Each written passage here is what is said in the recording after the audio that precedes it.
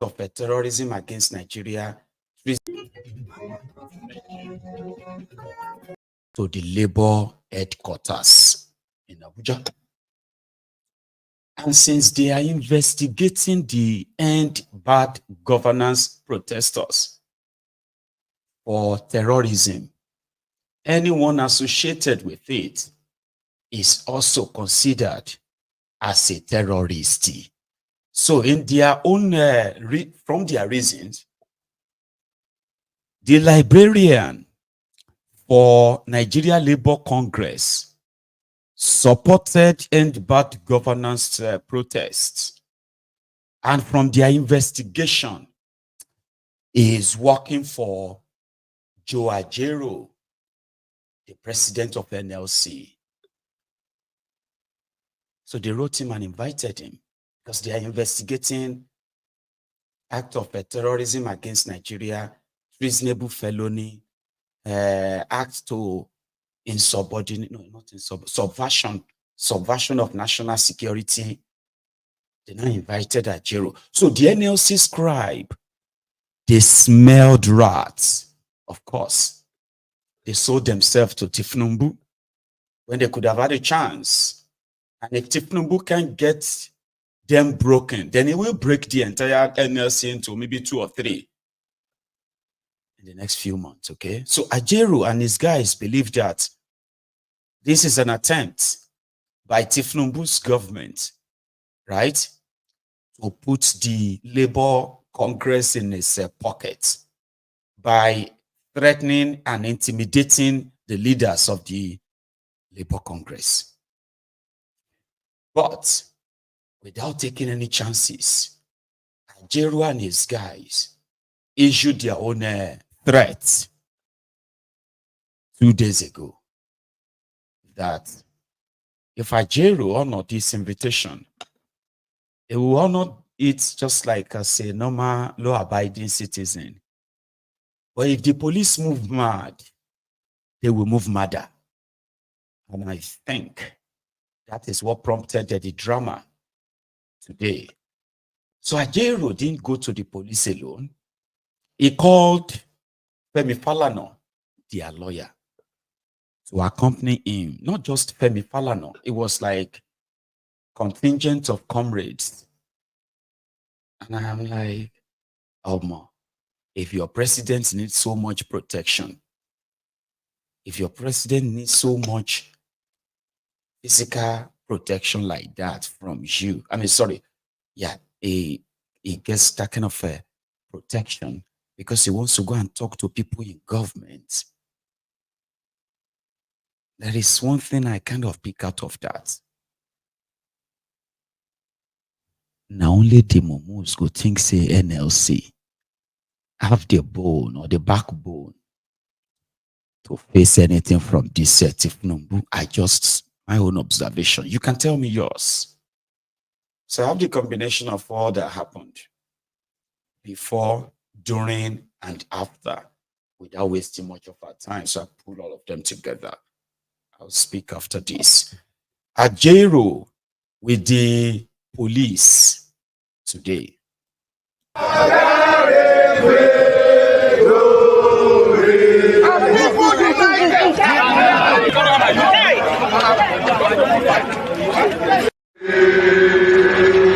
Congress, those of you that have come here for the workers solidarity this morning, please come this way. And those that are working with the police, you can serve by yourself. Workers, come this way. Those working with the police, serve by yourself.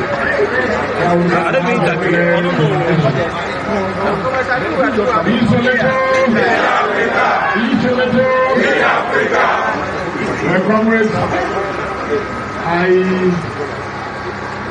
want to welcome all of us this morning. I don't know whether the media already passing comrade president. Don't take his picture, don't ask him any question yet, please. It's only the police that have right to ask him questions today. Don't ask him any question. You might be prejudicing the investigation. But that man has so much money in his pocket that he's giving to terrorists. So The workers will see you are wearing cap like that. This is not a what do they call them? Chef movement. Come here, the worker, please. If the worker here under the workers or they come this way.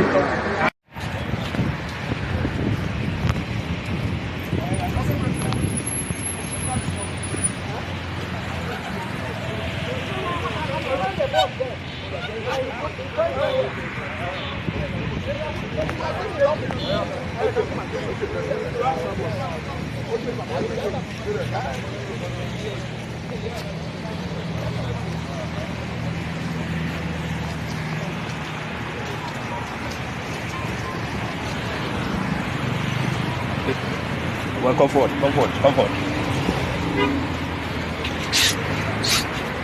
Just wait there.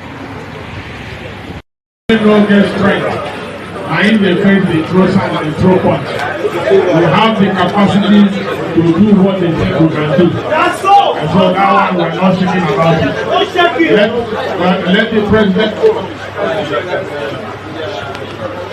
Okay. All NAC members. In NLC, NAC members are those who are NAC.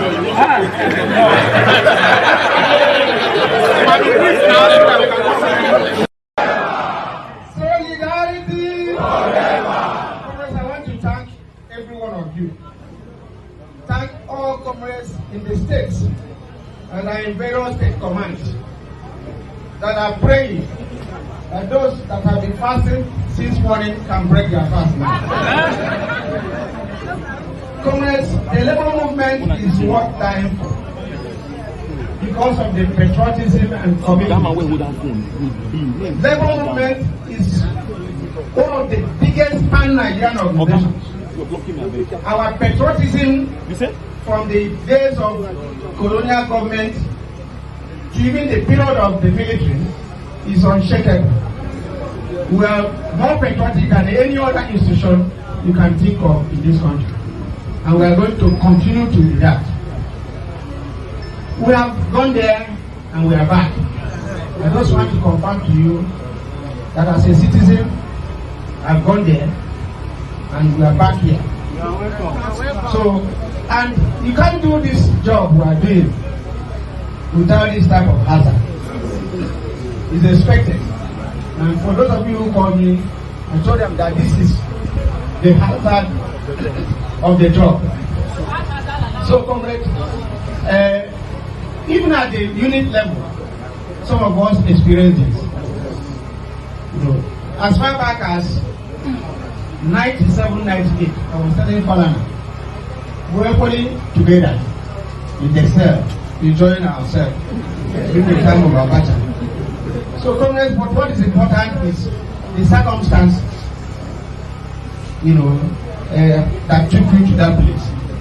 But whatever is the case, we are out to continue the struggle. We are out.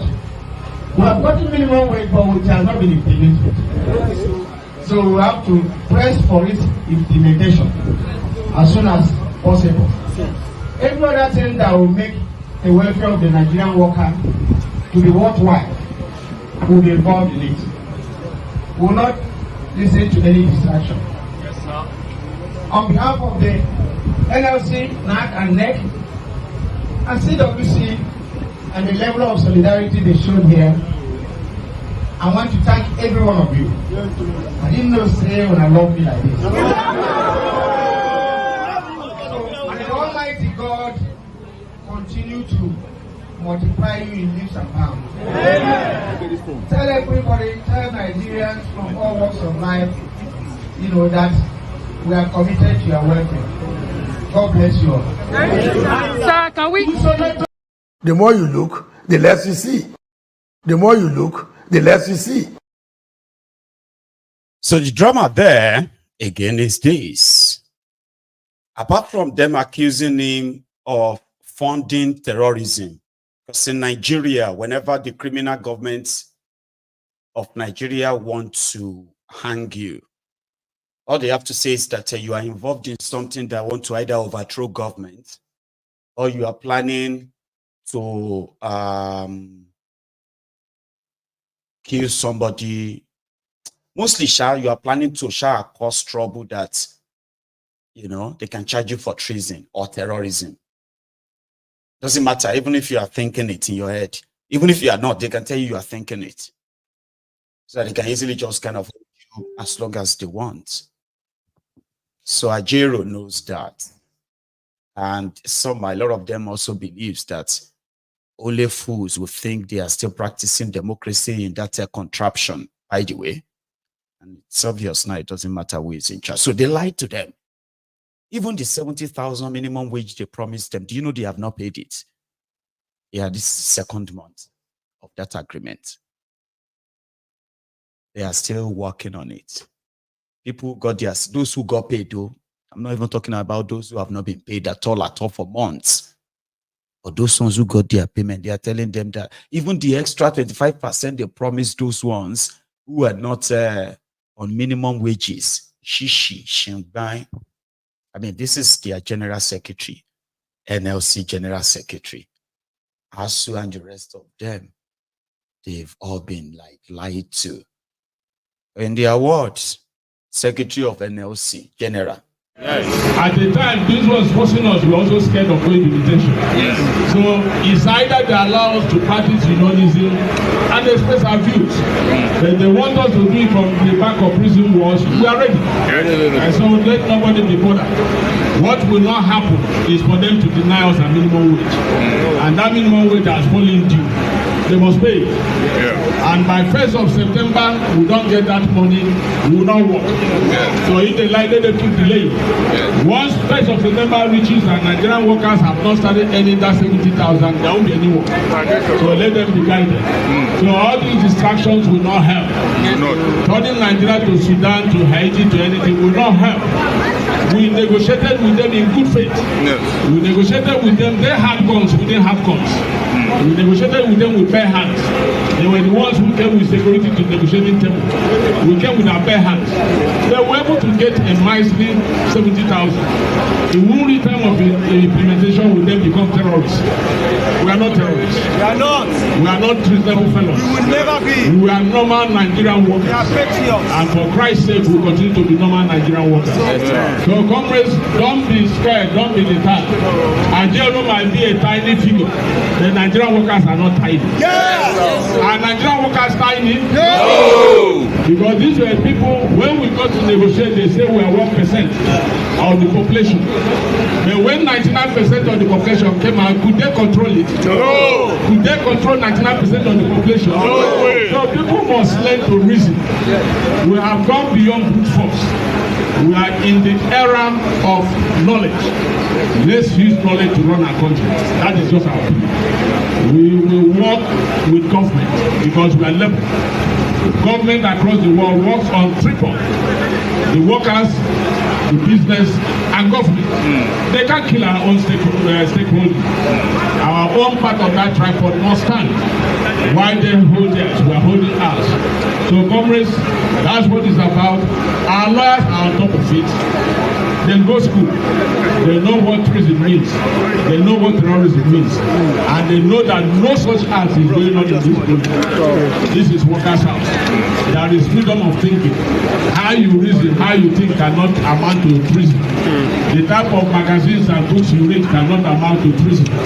It cannot amount to terrorism. So it is clear. Ajero mixes and travels to every part of the world where they have superior gadgets for monitoring terrorists than our country. He has never been flagged as a terrorist. So he cannot be in his own country that he will suddenly become a terrorist. So comrades, you will give us a little while to interact with our lawyers, then we will know how we move from here. Great Nigerian workers! Ever conscious Nigerian workers! In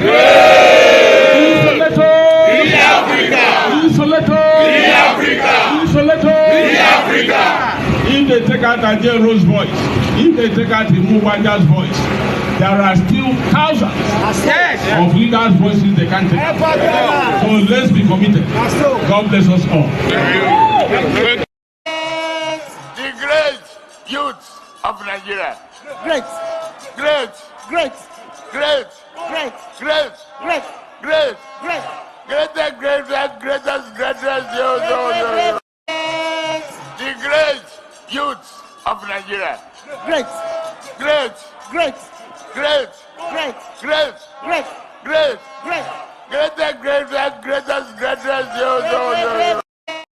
Yo.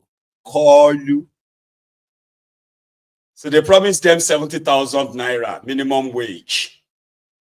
When it is time for them to pay it, they now accused the labor leaders of terrorism and treason. It be things.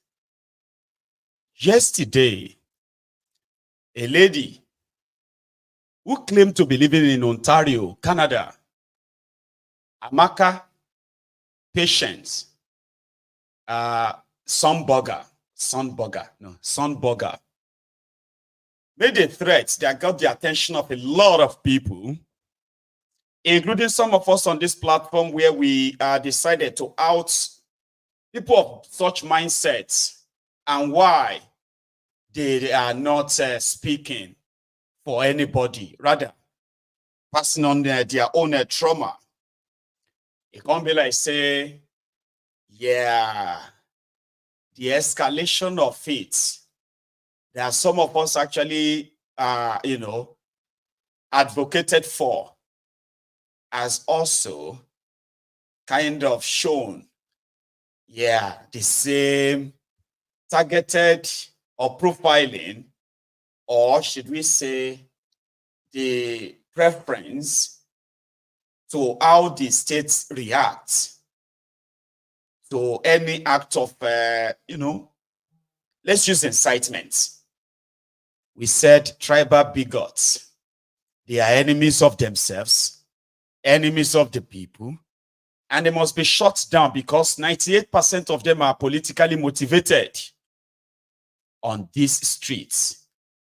We saw an Oba that targeted the Igbos and promised to kill and dump them in the lagoon if they fail to vote for his own political god or his own chosen candidate, APC.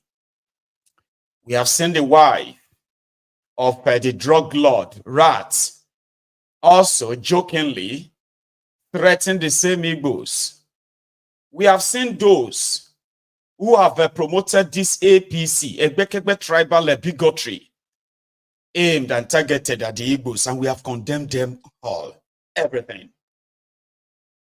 And while the state that seems to be the sponsor continue to look away, right? They were rewarding the outspoken or the biggest, whatever it is you call it, the biggest bigots among them, to the point that you can tell the reason why the bigotry is going nowhere is because the bigots are those in power. And like I said as well, they do not represent anyone but their own selfish, personal, hateful selves. So we now concluded that if you have anyone from your tribe, because this bigotry is in every tribe, ethnic, nationality of that exists in that contraption, we now realize that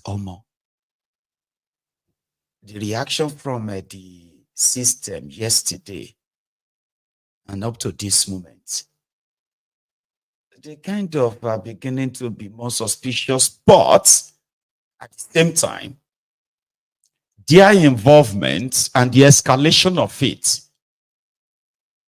is also a blessing in disguise. Ask me how. The moment that the House of Representatives in Nigeria wrote a letter to the Canadian government to look for and prosecute Amaka Patience Sunburger, then everybody started bringing out all of those who laid the foundation for this bigotry. And this is just at the beginning. So if they are interested in it, then people started suggesting and introducing those who are meant to be prosecuted, same as Amaka. Even though Amaka was said, she said, oh, they said they are looking for me to come and arrest me. To come and deport me. Me that I am an Canadian citizen. Nonetheless, yesterday, the Nigerian House of Representatives wrote this lengthy sort of a petition, right, against the lady that said, the Igbo lady that threatened to poison Yorubas and Benins anywhere you see them abroad.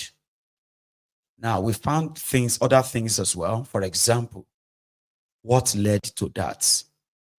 Remember this same set of people who were on that same TikTok, attacking the Oba of Benin, where we discovered Ajibola and then one Ekong from Akwa Ibom, across river. Yeah. Who were kind of sounding as Igbos in that exchanges where they called the Oba of Benin gay and they called the Benin Kingdom that. So these exchanges of we must poison the Yorubas, we must poison the Benins. So from our findings, also started from this. So people are digging more. So here is the first one, where someone called for the killings of Igbos and their children abroad as well. Since the fish say they get the power or they get the right, we will let them know say we be Benin people. We know what we sabi do, we will do unto them. Both I dey put this thing now and make our people both home and abroad the year on. Maybe say anywhere they foresee their children unalive them. Okay. Anywhere where they see both children, may they unalive them. Okay. Now our children, they want they go for Abi. Hey, Google wait, Samo, hear the video. God damn it! Hey, yeah, the best. Benin Empire, now Empire they call and they not say Benin, they not say Edo State. Now Benin Empire. You not get right to the talk to us anywhere you see their children, unalive them, both home and abroad, America, Europe, anywhere in the world, unalive them. Since the fish. So that was when she took her own turn to say, anywhere you see Yoruba and Benins working with you as Igbos, poison them. APC, thank you, as the divide and rule seems to kind of, be working, even though it is also failing. We are talking about it. So everyone can tell, before you fall into the trap of these hateful elements here and there, it is ideal to possibly have the background. A whole Oba in Yoruba land, Oba of Lagos. They don't even like to call themselves Yoruba land anyway. In 2015, 2015, he made this threat, and there was no consequence or consequences till date. This was the first time that an institution, supposedly a royal institution in Yoruba land, will publicly, shamelessly threaten other tribes, other ethnic nationality because of one single man, Thiefnubu. He was never called to order. Rather, the bigots like him, if you crown a bigot, that won't make him a king. It makes him a crowned bigot. Don't be surprised. The society, people like that, are influencing. One of you, I swear in the name of God Almighty Allah, goes against my good that Ambode inshallah, will be the next governor of Lagos State. The person is going to die inside the process. I'm not ready to beg appeal to anybody, and that's why Ashadu and the governor said, that is your own. Even the two of them, they cannot disobey me. But nobody knew how I kill somebody. Jimmy is my blood relation, and I told him in a plain language, he can never be governor in Lagos for now. Kingdom belongs to God. I'm not begging anybody to go, but you must not. I repeat, what you people cannot do in Onitsha, what you cannot do in Aba or anywhere. If you do what I want, Lagos will continue to be prosperous for you. If you go against this, you will perish in the water. One of you, I swear in the name of God. So that was the beginning. Whenever you hear the Olori Buruku Ronukus talk about the Igbos insulted the Oba, the Igbos said they will remove Yoruba Oba. The Igbos, no Igbos said they will remove any Yoruba Oba. They were talking about that former police officer that is now a king, Thiefnubu's king. He targeted the Igbos, profiled them, pronounced the hatred openly on them, and they dare not talk back. And guess what? 2 Yorubas were running to be governors of Lagos State. One of them wanted to be governor. Ambode, Jimmy Agbaje.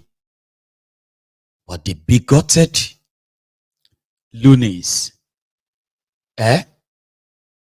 decided to stigmatize one and eulogize the other using tribal bigotry openly. There is no Yoruba Oba that will tell you that in their domain, he has any reason to what? To threaten the Igbos in his domain. No Yoruba Oba anywhere in Yoruba land. But that was the beginning. In 2019, again, using their own, what is called the influence, and to threaten the Igbos again. This time around, it was rats. Remi Werekwe. In 2019.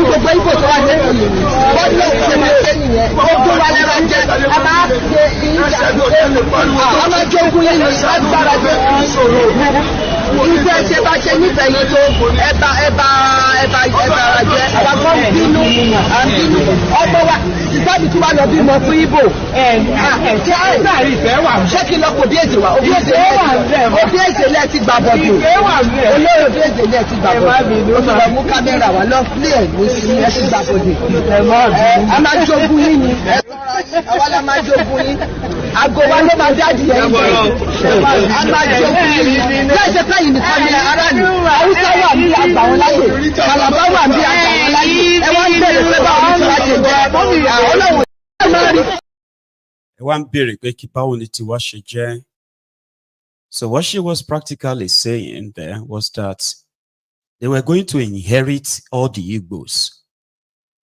Okay?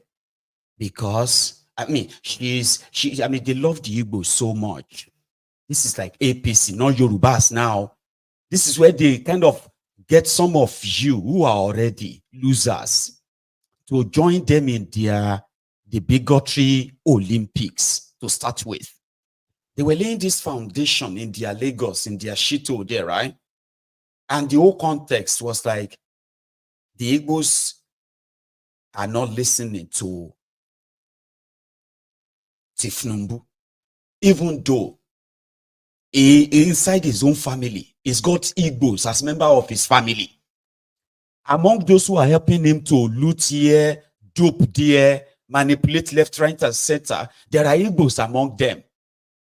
those who are helping him to launder money, those who are helping him to all these things, they are not just like, there are Igbos who are among them, but they don't give a damn. The impression is that politically, if they are not going to vote for whoever I want, then they must never vote at all. Anything opposite that, right? It is an affront. So they now turned that their APC, ACN, AC, and all of that. They now turned it into Yoruba, Igbos ate Yoruba. The foundation was there. And that's where you have the political foundation of what is now brewing, spreading. That everyone, especially when this APC, Egbe came in, what has now become the bigoted nation, people who can't wait to kill themselves. It wasn't just that. It wasn't just that. In 2023, there were also ordinary people who blamed the Igbos for their businesses not growing or expanding because the Igbos are buying the whole place up. Ashiwaju, please stop them. They make them face the Igbos. Why the Lebanese, Indians, Chinese, and the rest of them are actual owners of almost half of Lagos now, if you have to reason out. This was in 2023, before their governorship election, that the Sonwo and gang turned into war. In case if you have forgotten, these men blamed the Igbos for why their business is not growing, because from the royals to political class, the whole tone was already set in motion. Why not? We are law-abiding citizen of Lagos State. I myself, as you're looking at me, I'm born and brought up in Lagos State. I don't have any other state. We are the only Yorubas in Ladipo as a whole, living, passing mechanic. We have more than 13 different workshops in Ladipo. To Akiwumi extension, to Igbolowu extension, to Malaji Musa, all those places have been taken over by Igbo people. These only remain for only Yorubas, and the Igbo people, they are now telling us they are going to use millions to remove us. They are going to remain here forever. Please, the people of Lagos State, Thiefnubu, Baba Agbalagba, the Jagaban of universe.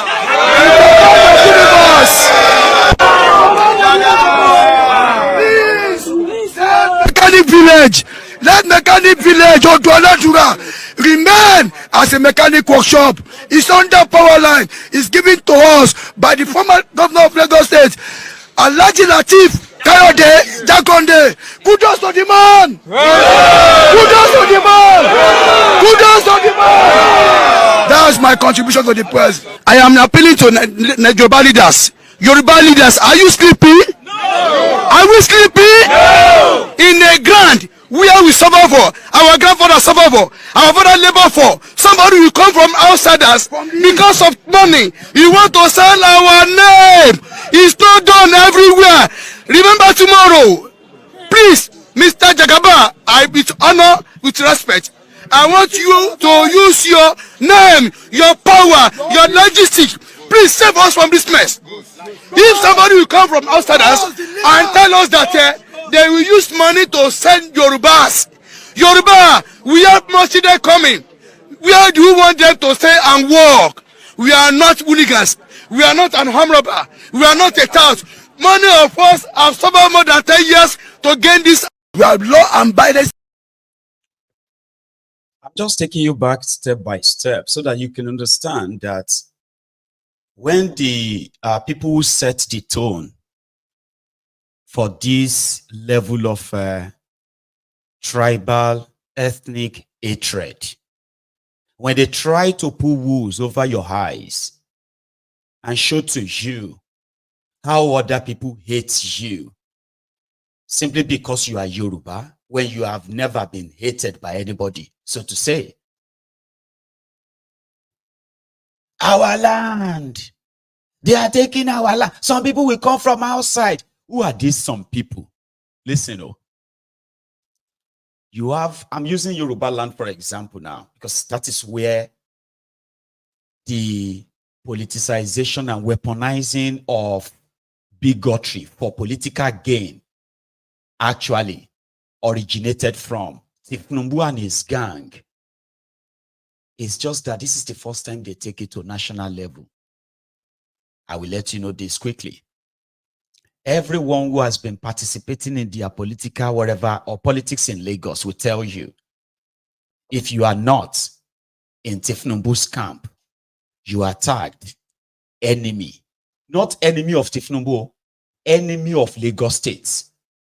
And you are to be ostracized, which means excommunicated. Anyone associating with you will never even see what is coming. Ask those who have been in the Lagos politics and in the opposition. Do you get that now? So the moment you are not in their camp, you are considered enemy of Lagos. But the moment Thiefnubu started the semi-local for Nigeria, so they have to take the tribal bigotry national. And that is why you can now see an Igbo man or Igbo guy from Anambra who has never been to Lagos in his life will tell you how much he hated the Yorubas because he has come across content from these Ronukus who will just unprovoked. So that is why they are no longer saying if you hate Thiefnubu, you hated Lagos. Now they believe that if you don't support Thiefnubu, that means you are enemy of Nigeria. So profiling the Igbos is mostly for their Lagos politics. It never left Lagos, never beyond Lagos. And it's only every 4 years. It's only this time they got so desperate. And it has gone national. Now we have now seen other bigots all over the place speaking out. But the foundation for this hatred, it didn't get laid yesterday when Amaka said they should poison Yoruba and poison Benin. Asari even took a bite from this hateful madness called Bigotry Olympics in Nigeria. Let's go back a bit. You take your leprosy hand to write. You don't have respect for the people who bought your father. Is it every Calabar man that is a Calabar man? Do you know your roots? That you talk to me. You don't know that people own this Calabar. You are law-abiding. Igbos, I don't know them. I don't know where they come from. Because I know that if not for British intervention, I would still be selling them. The way my father sold them. Now look at you people in Igbo land. Look at how you are dying. Woto. You are talking. You will do video to sell that Elijah has run away. You don't see me? I don't run.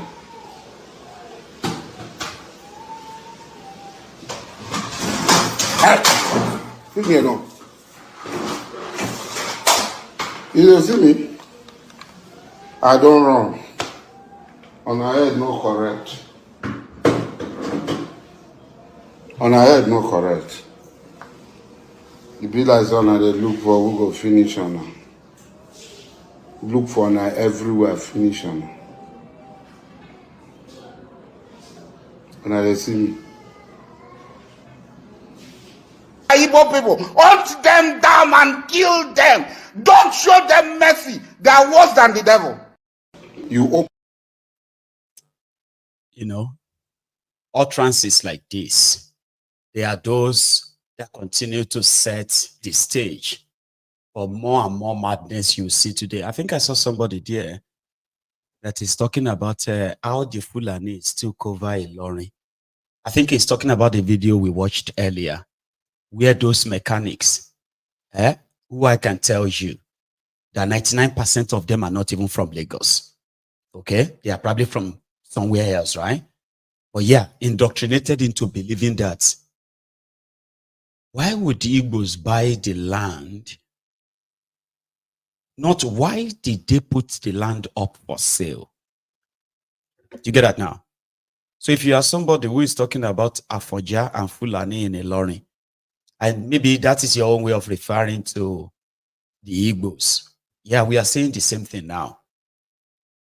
As much as you have been indoctrinated to believe that Igbos are dangerous for buying the lands that you put up for sale, investing in the land, and paying taxes to your criminal politicians is bad. But it is great for the Lebanese, Indians, and who else?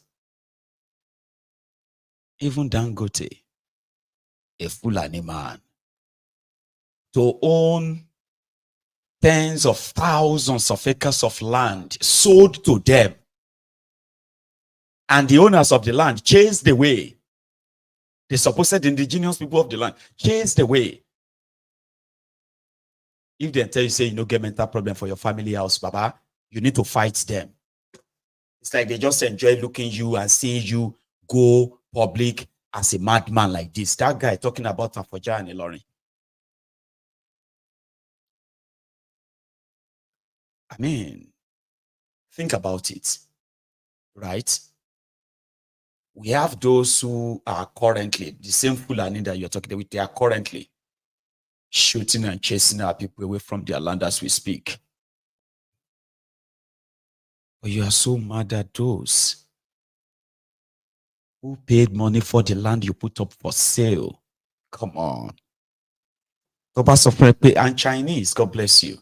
And that's just not just in Lagos. If you now go to other part of Yoruba land, it will possibly shock you how much of those supposed ancestral land are no longer in the hands of the ancestors' descendants anymore, including the minerals in those lands. You have Chinese, you have all these illegal miners everywhere. Oh no, damn it. Please don't get me started. That was a Sari Doku dump, flashing gun. I would kill Igbos. All of these are the tone of what Nigeria has become under the APC, to the point that they were recruiting people to open fake profiles and continue to push narratives, divisive narratives like this, so that everybody could get energy to discuss how they go buying themselves or buying somebody else and all of that. So when Amaka said this yesterday, record me very, very well. Record exactly. me. We are going to give them time to start poisoning the Yoruba and the Benin. Put poison for all una food for work. Put poison for una water. Make una dey buy one by one. Una go buy one day. Una go sick. I go put a pia for inside una water, inside una food. Una go see better. This guy hate when I get for una, so it go last forever. For all of una food. Ota pia. What do they call that one? What do they call that rat? Ota pia. Eat and die. Sniper. I go they put them for all una food. Sniper. All una food for if I go work tomorrow now, I go put them for Yoruba people food. Go tell government. Oh yeah, I dey Canada, I dey Ontario. Oh yeah, hurry up, hurry, fast. I go put. I dey Canada, I dey Ontario.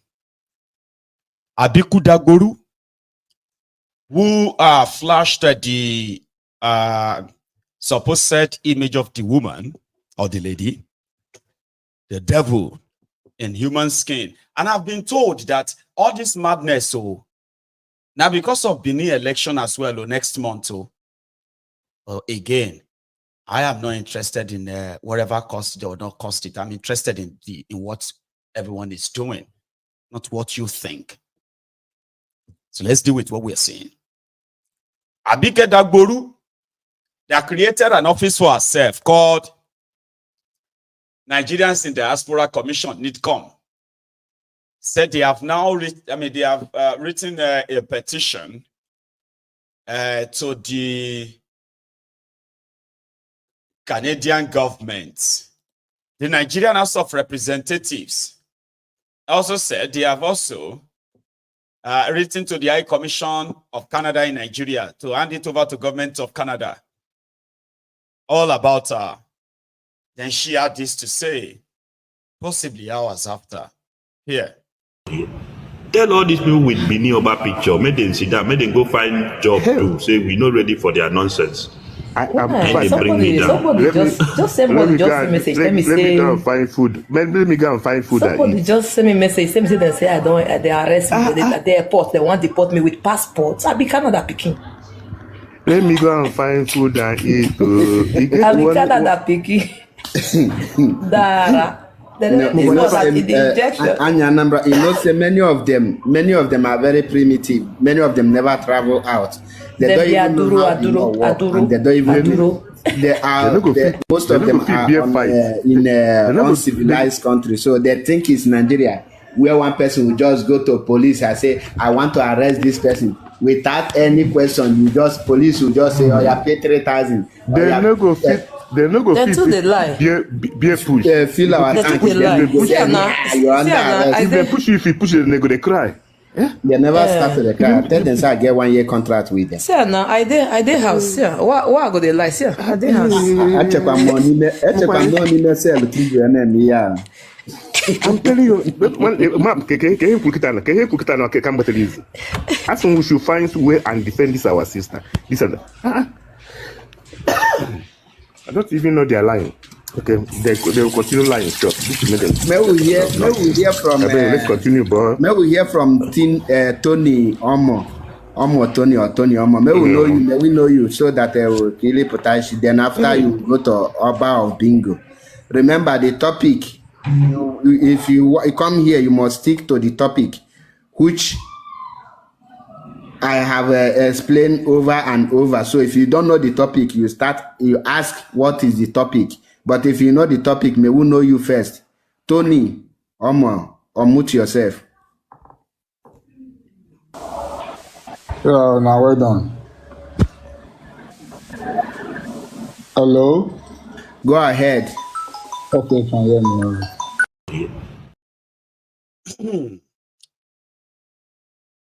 So she's a Canadian, she claimed, and she can be deported. Of course, she won't be deported, miss. Whether you are really Igbo or you are not really Igbo, is it just a matter of time now before, as some are saying, no, like she's this or she's not that. I have told you this yesterday. Okay. Your opinion about what she is or what she's not, as much as a lot of you are interested in possibly, defending your identity that you believe is soiled if she's associated to Igbo. And we can sit here possibly and just drag that all night. That's not the direction I'm going with, for now.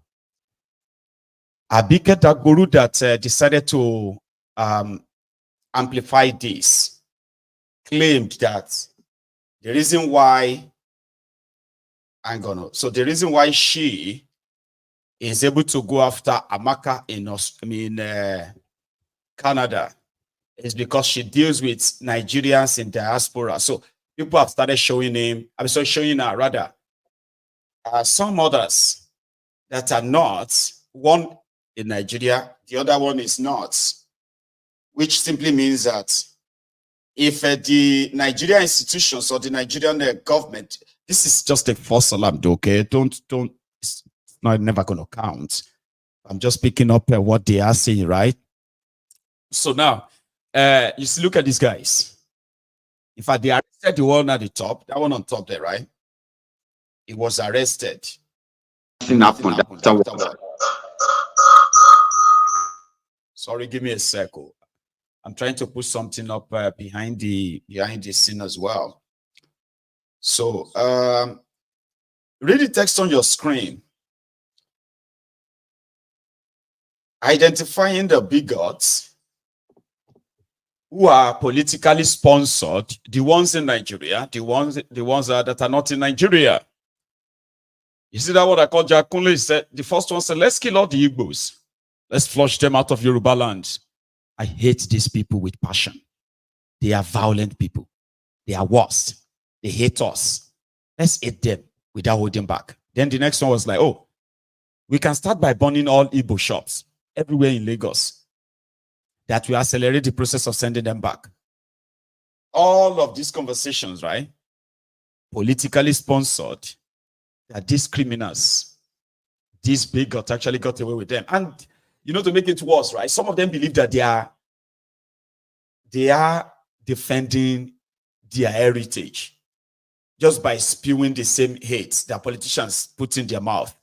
Why the same heritage of theirs are being kind of like a looted Commonwealth, right? I hate the Igbos because they want to take over everywhere. Everywhere you go, they're everywhere. And then what is your problem? What do you mean everywhere?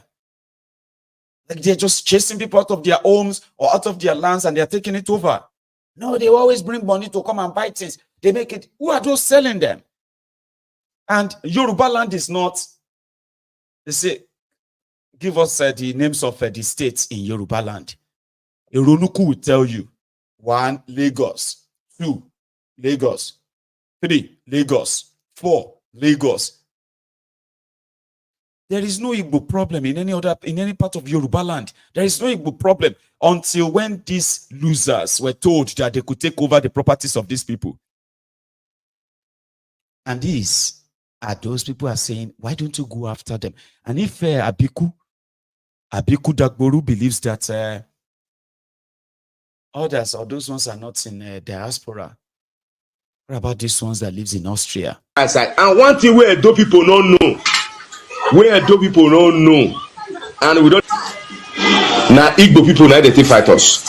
Okay. Yes, now. Yes. Now Igbo people now loot Benin, now rape our woman. Now they take fight us with the carry. So that is why I dey tell una now.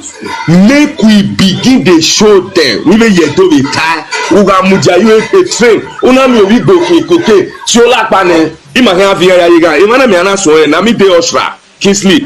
Wale check una newe 2017 the person wey seize Biafra flag for stadium. Na me do one. We go court. And I defeat them. One Mariah squad making any party where go there, they see me that day because they don't say I go run them, enter them, and they don't give me food now. Where I go take run enter them. Edo community they do our 31st anniversary. May ya de poison a managing and I will receive. I will ask you I go teach them lesson. 1824, Benin Kingdom don't respect, don't already recognize that. And one thing. You see this? And I heard that all of this too is because of Edo election. So if you want to go after these rogues, like Adeyinka Grand Diot went down for 4 years. Then if you have them as we have them all like this, right? You should go after them. I mean, that's what would be fair, isn't it? I'll leave the Tribal Olympic for a minute and take you straight to a twist in what we used to know when the names like Lami Diot are pampas or Arabambi Diot. Arabambi Diotad. That's a long one. You may not be able to pronounce that. Arabambi Diot or Arabambi Diotad. The guy was telling us then that Peter Obi was shielding Abure. That Abure looted over 13 billion naira Labour Party nomination forms or whatever it's called then, right? Interest form for candidates. that contested the election on its their platform. That's Abure. They reported Abure to the EFCC and DSS. DSS picked up Abure because Abure was accused of sponsoring terrorism using the money he made from the 2023 elections. And on this platform, I remember sharing a clip where Arabambi Diot came on and said, Peter Obi, they had no problem with Peter Obi. They only had problems with Abure. And Peter Obi is the one shielding him. Then things don't change. Oh. Now that INEC said Abure is not the chairman, Arabambi Diot is blaming Peter Obi and Alex Otti that they are the ones who want to remove Abure. And we will do everything within our power. There will be no election in Nigeria. If anybody remove Abure, I don't know if you remember this, but yeah. Yesterday, Arabambi Diot is calling out on Peter Obi to come and give account all the money they donated to him during the campaign. It's not his money. It is this party's money. And all of you are trying to remove Abure. Who will fight you. Wow. Just wow. What Adesotti is trying to do is because he was the governor. Some people are now misadvising him. But I am telling him, let him listen to me. If they dare with INEC, change Abure name from that portal, we will not run for any election in Nigeria. They can dare us, whether they have billions. We will teach them a lesson that there is constitution in Nigeria. Mr. Arabambi, it is Mrs. Odili that gave that ruling in Port Harcourt that parties, you must obey your constitution first before you can go ahead. There are two reasons why they are planning their convention. You see, there are certain anomalies that took place in our general election. Some people came into that party in the name of support group Referendum that mismanages our money for the campaign. So they were trying to cover the people. You see, there are issues. If you notice today, Obi are not presented account of the Labour Party President Campaign Council. That money doesn't belong to him. It belongs to the party. Two, we have been asking questions. Why our agent not paid? What Abure did that time was to upload in line with the electoral act the names of all party agents. But you know what they did? We were supposed to pay agents that time 10,000 naira. So some support group came, Abedivere came, they usurped the power of the party. They just put people that didn't have their data on the annual portal there. And that was why we failed abysmally. But in order to protect themselves, they felt some of us asked the question, let us remove Abure. Number two, with due respect to Nigerians, no section of this country can hijack Labour Party for themselves. All right, Dr. Arabambi, please hold.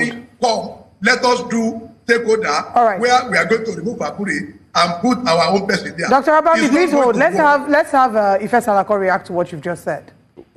Well, it's actually funny to listen to some of the things that are absolutely off point for me. To start with, if there was plan to remove Abure, which I don't have that information. If there was plan to remove Abure, we wouldn't have been invited for the meeting. They would have, when the convention at the other one that they had, and the people that were not needed at the convention, they were not called. So if there was plan to do that, why would his name and his team be on the list that were called for the meeting? That's unfounded allegation. And also coming to the point that it is Abure that what he read in the constitution that it must be a meeting that would be shared by Abure. Abure is called for this meeting. The Abure-led team is part of this meeting. They are called to. If it's about the constitution that says that he should oversee the meeting, yes, he should be there. Abure will not get to. Hello, Nigeria. You won't go enter their Shalanga politics. Like you are so like useless with your life, and then you want to go and join their politics, and then you would have to deal with lunatics like that. Arab idiots. Have you forgotten them and their idiot Apampa or Pampas? Well, that's him there. So he continued to say Peter Obi is trying to hijack their party, when that one is pretty much like still being blamed again for not saving their party. So just yesterday, I think, he had a chat where he was asked a few questions like randomly, including the state of Nigeria. I have that. We'll just listen to it a bit. It's Obi. That I'm happy. Case in point, Kenneth Okonkwo, who used to be, was a spokesperson of the Labour Party, that feels that you are not acting to resolve a lot of these issues, so he has left. What is your position on trying to keep people like that within the party, or what's your position on Kenneth Okonkwo's position? I've told you, I think I've said it, I can't act rascally. I've never been known to be somebody who operates rascally. I operate within the rules, within the guidelines and everything. And that's what we want to enthrone. You know, it's easy for anybody to say anything. You know, like I said, all those who left are my brothers. They are my people, who are my associates, whom I worked, whom I'm pleased with and everything. But I would never be part of what I'm trying to change.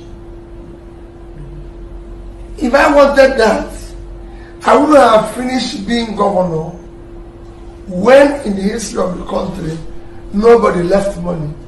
I would have taken it like every other person.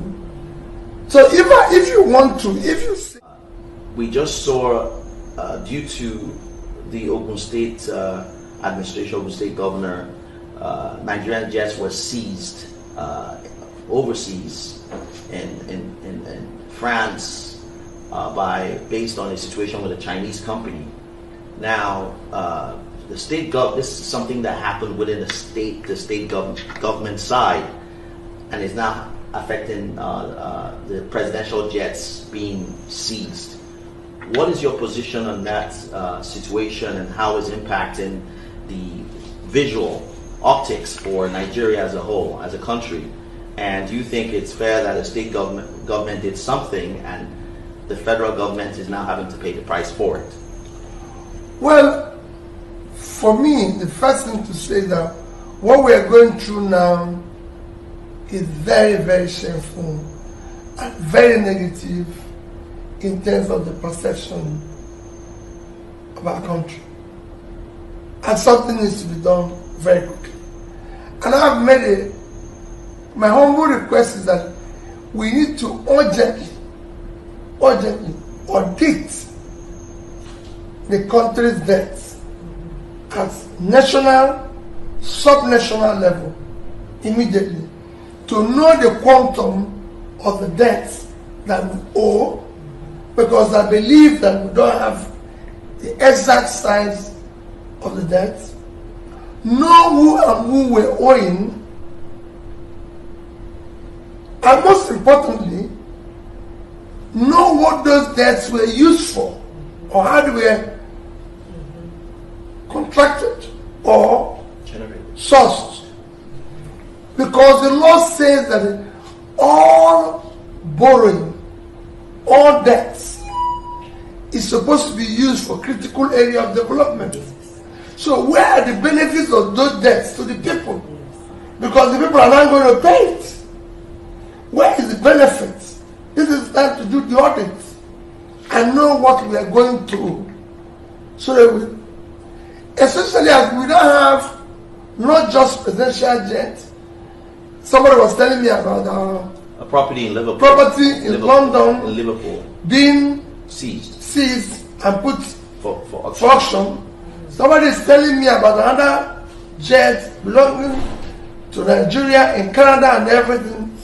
This is time to deal with it. Because sooner or later, they probably will start seizing Nigerians. You issue your passport, you are arrested for being a debtor. So before it gets to the place where we can no longer move around as Nigerians without being arrested, let's know exactly what it is all about. Similarly, that we need to audit now all our upfront sales of our oil, because the law says it must be used for critical, strategic, national issues. What did we use all these resources for? It's Charles Ebe again. I'm from Maryland. The question I wanted to ask was, I was disappointed at the last election that we have the European representatives came to see the election and they saw that it was rigged and all that stuff. And still, the foreign policy, Nigerian government still, those that came to witness the election knew that the election was rigged and nothing was done by the European government. So how do we still have a foreign relationship with those people that don't have? So that was Obidia having a chat. And you heard him loud and clear. But the last question is right away. The European Union came to monitor Nigeria election, and they gave a report that it wasn't an election, it was like a charade. But they still went on to go and do business with Nigeria by giving them loans and all of that stuff.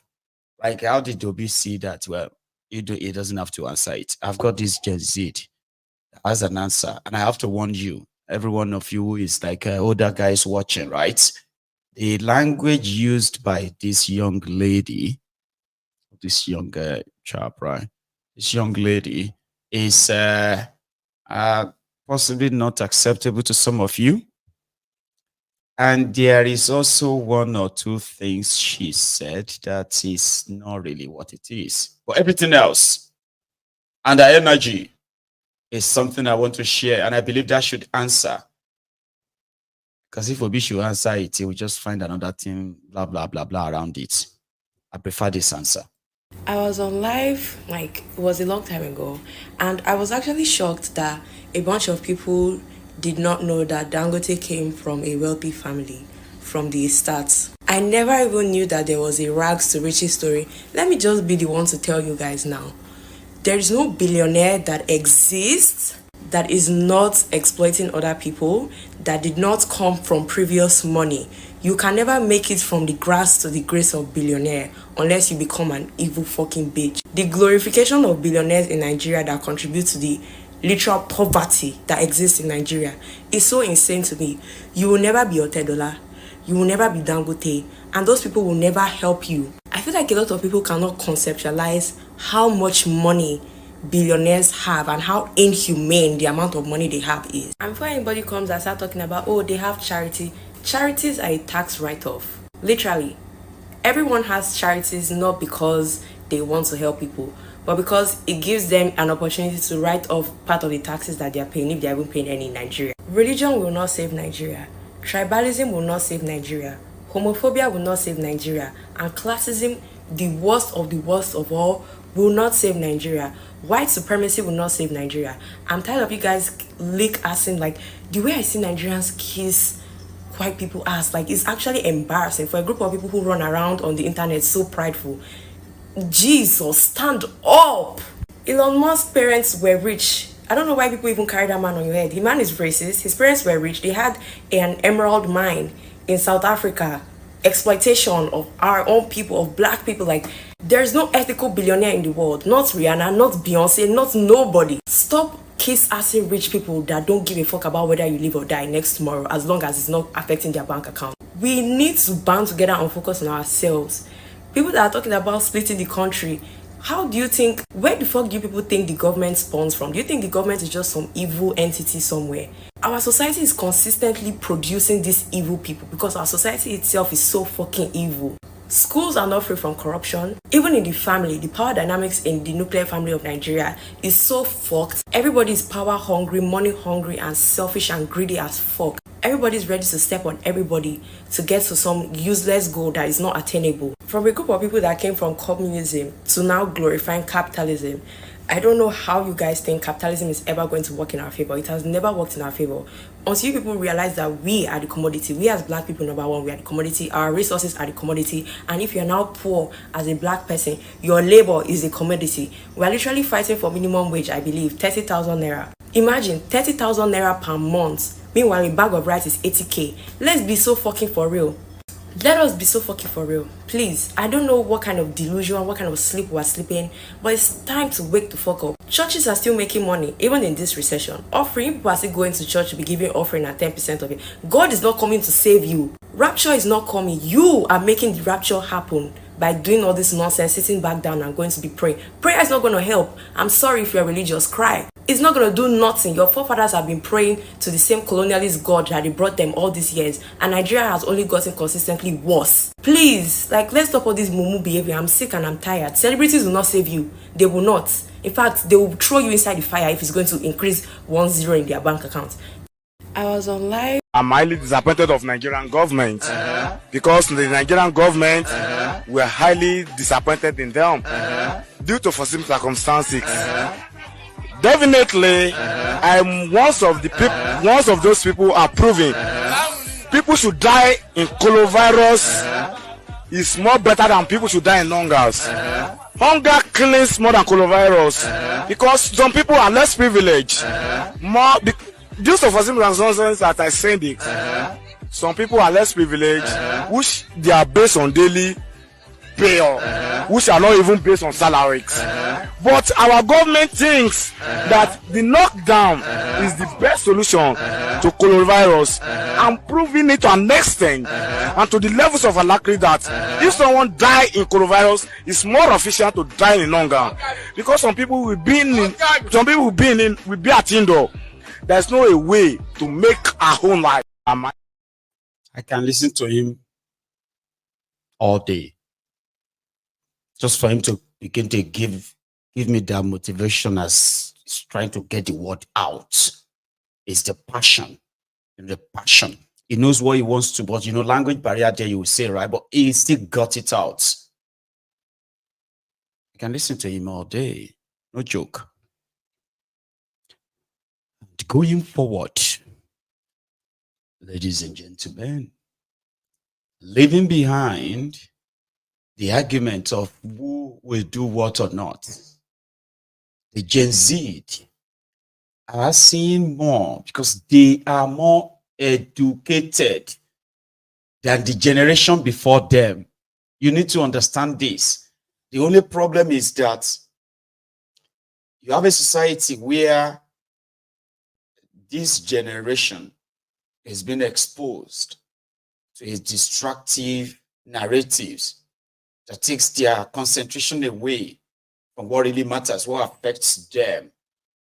But there are some among them that are not totally and completely distracted by all the normal nuances or youthful exuberance, as they will say.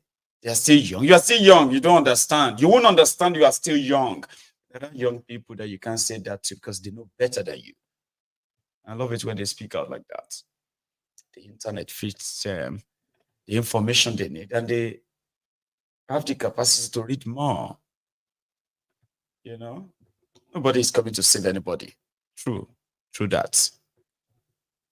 If you are from Africa, you are the commodity. If you come poor, your labor is the commodity. Your labor is what they are trading. That's deep. Somebody spotted that. Because you are in the hands and at the mercy of, confused, lost, kleptomaniac criminals. You remember Uju Kennedy? She's the Minister for Women Affairs in Nigeria. Oh, I'm not going to say much about her background, okay? But something just happened. See, about 2 weeks ago, Uju Kennedy angrily stormed a venue where women were having an event, and she said the organizers were using the name of the Nigeria Ministry of Women Affairs without her approval. So she disrupted it and ended the event. It said they were imposters. That must never happen again. It seems not everybody listened to Uju. Uju took another turn just yesterday. This time around, she took time to lecture those people there why she would not take any nonsense from anybody who did not receive a permission to use. It's illegal, she said. Uju again, if you don't mind.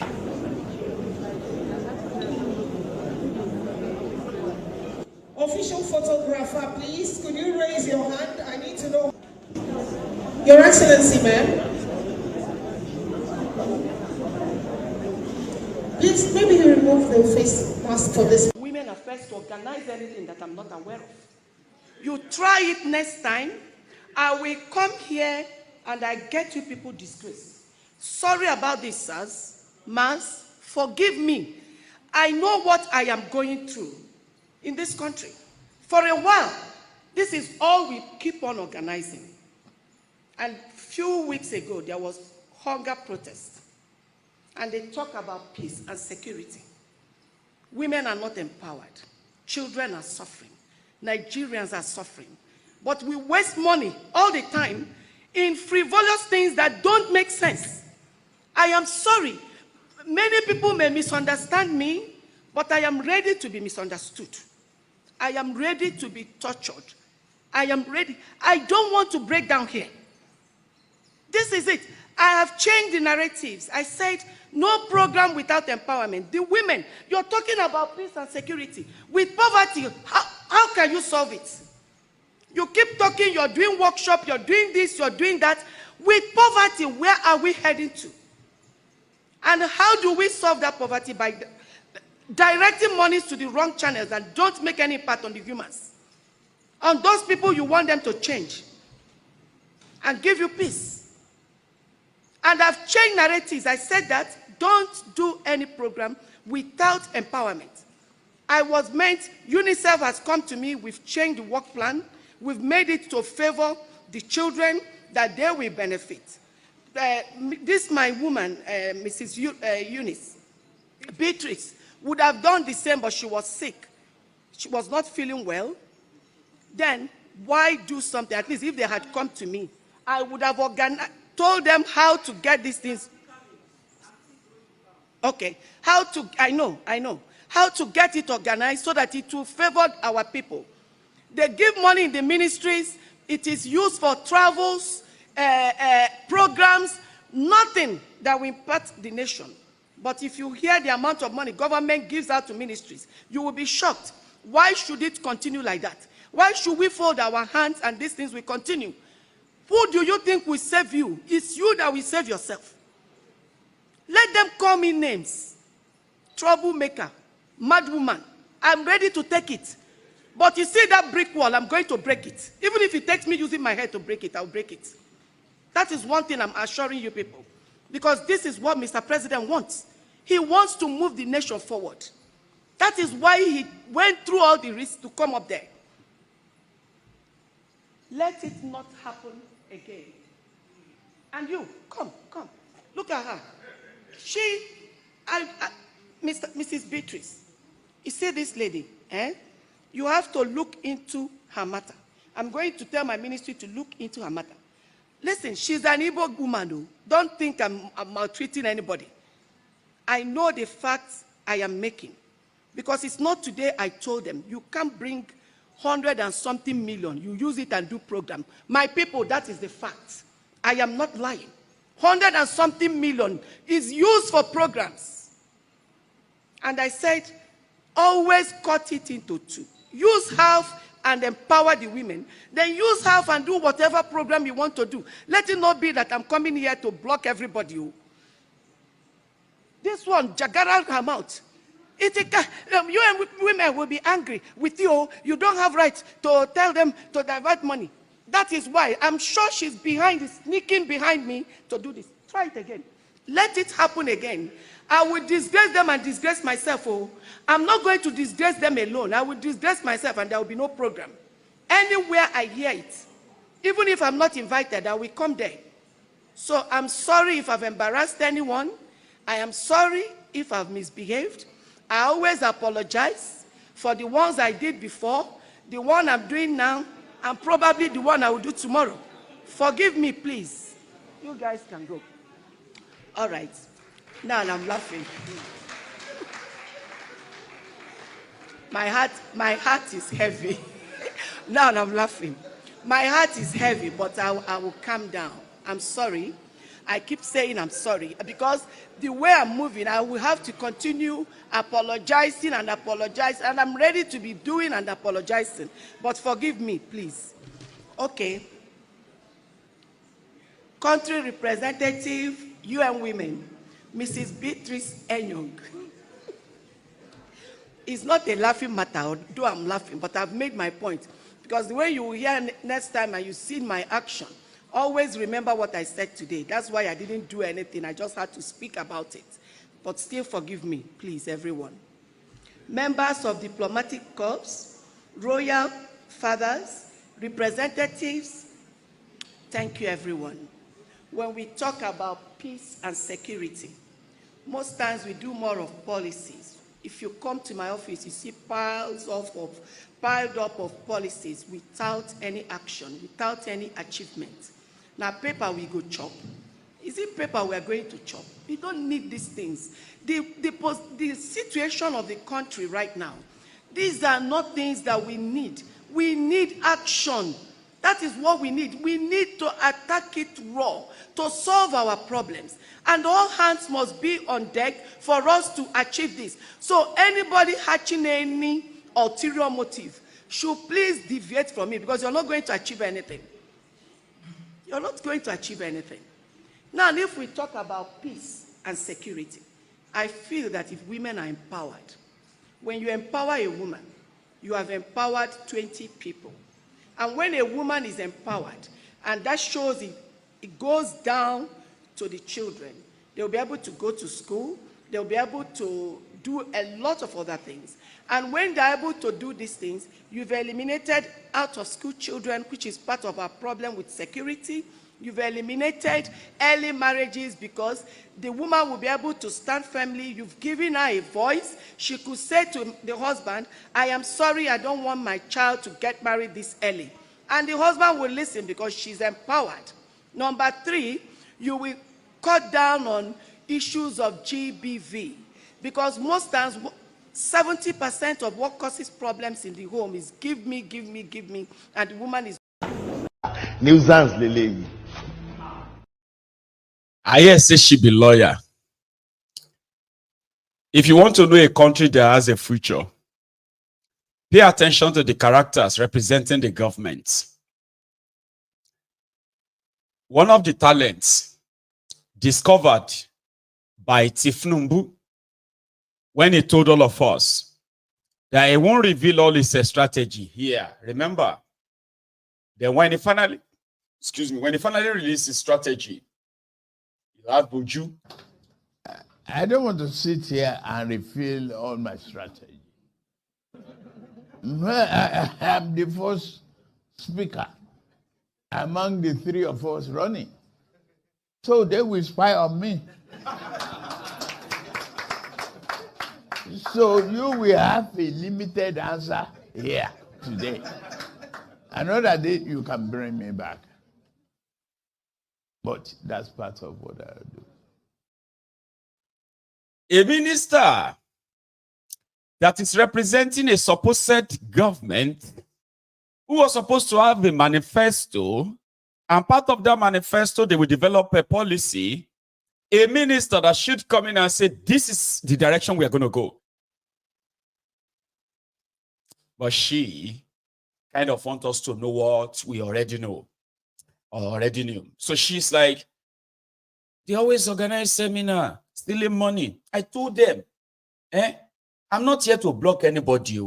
I'm not here to block anybody from shopping. I said, okay, instead of using 100 and something million. Minister of the Federal Republic of Nigeria, they talk like Agbero. Iya Alagbo, Sisi Alagbo, somewhere in Itale or Italapo, in Ijebode. Or once Sisi Alagbo somewhere under Bridge Iworodu. And I heard she's a lawyer. Or a complete Agbero, but that's not even the only thing. Madam Minister, didn't you present any policy everybody have to follow? So she said, I told them that they should be doing it into two. You know the way me and you will talk and say, Jima, these people are so wicked, though. And Jima will be like, Maiyegun, I swear, Nigerian politicians are very wicked. At least I'm not really against them stealing. But maybe they use small part of the money to give to people. What do you think, Jima? As well, Maiyegun. Nobody say make them not steal. But maybe they try to do something. You know, when me and you are talking. That's not policy. That's just a WeChat. And between me and Jima, we don't create solution. Even if, if you steal like, Baba, say if you steal like, let's say, 100 billion, and you use 40 billion or 50 billion, even if you use 60 billion to build road, to build school, to build hospital, to shake any you are still okay with 10 billion. Jima, you know that. And Jima will be like, so Maiyegun, these people are just wicked. They are not wicked. They are not. That's how the Minister of the Federal Republic of Nigeria speaks. I told them, I am not here to block anybody. I am just here to say, instead of using 100 and something million for a seminar, empower women. Cut it into two. Have the empowerment. In Nigeria today, people are hungry, especially women. The problem of women in this Nigeria today is food. Let us empower them instead of using this money to do meeting. I'm not saying you shouldn't steal money, but let us cut it into two so that we give some women too. That is what Mr. President wants. Mr. President is so passionate about women. And I'm going to do it again if you don't listen to me. If she don't get any policy, Abi, Uju kini policy, at least you have policy. Uju. All this, if you know how much money they give to ministry, she's saying that to the audience. If you know how much money they give to all this ministry, but they always organize seminar. I told them, empowerment, do empowerment. Share the money. So we can look good. Economic policy. Uju saw the rest, right? What exactly is your policy? Uju? And the woman is not doing anything. If a woman is empowered, she won't even have time to start exchanging words with the husband. And it takes two to tango. If two people, if one person keeps quiet and one is talking, at the end of the day, nothing drastic will come out of it. So if you check around, you will find out that the major problem that we have across GBV and other things is based on poverty. Even this insecurity you're talking about. Many percentage of people that are involved in so many things are being convinced because they can't even afford 1,000 naira to take care of their children. From here, I'm going to National Hospital. And when you get there, you see so many Nigerians that are being kept there over 7,000 naira. And they've been there sleeping on the balcony corridors of the hospital. I am going there today, which I invited some of my brothers that came all the way from Port Harcourt to join me so that they can help to pay off their bills and release them to go home. Then some of the children there will be able to pay some money for them to continue their treatment. You will see it on the television.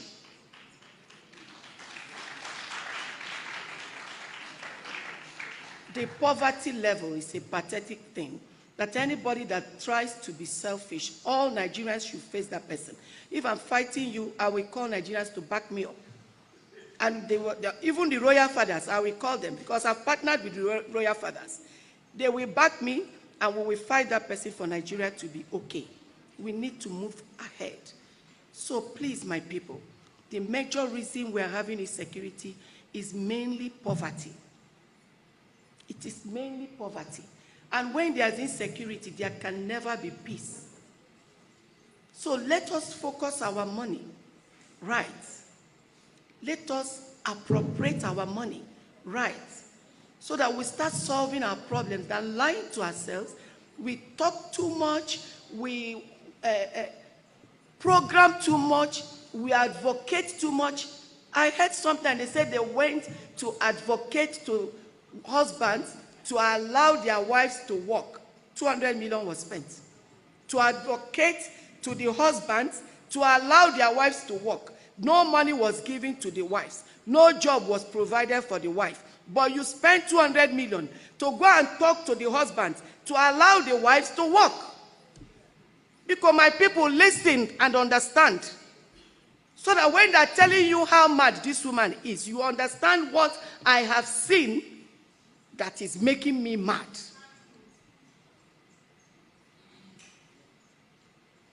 That husband you're talking to, have you given the wife job and he said she will not do it? Like I keep saying, forgive me. Thank you, everyone. The great youth of Nigeria. Great. Great. Great. Great. Great. Great. Great. Great. Great. Greatest, yo. Since when I born, you never seen this kind of abuse before. Turubu, I must abuse you.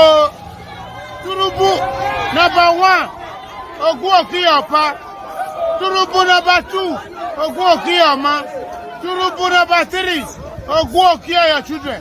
Turubu number 4, Ogugo bury all your family. Turubu is a goat, yo. A goat, yo. Turubu is a goat, yo. Ewausa. Turubu is a goat, yo. A goat, yo. Turubu is a goat, yo. Ewausa. Uju Kennedy, ladies and gentlemen, the policy of the Minister for Women Affairs, Nigeria the lasident. And I don't know what I'm going to call this. This time last year, we were just recovering from the shock that Thiefnubu attempted to go and attack Niger Republic because of France being kicked out of the country. Then screamed and screamed and all of that, but it didn't happen. Got botched. But yesterday, Musa, the supposed Nigeria Chief of Defense Staff, was in Niger Republic and he was welcomed. Even had a guard of honor for him. They were there to talk about security collaboration. I have no idea why it's there, but yeah. So it's because of the increasing influx of the Fulani terrorists and other terrorists in the Sahel crossing over to Nigeria. If I say Nigeria Republic just tell them, say, if you go Nigeria, they go Nigeria, no stop. If you stop here in a fight.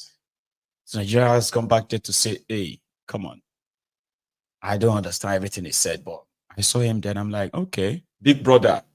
Now don't go back with your tail, you know, with your tail between your legs and say, come. Forget about all those rank last year. We're still brothers, you say.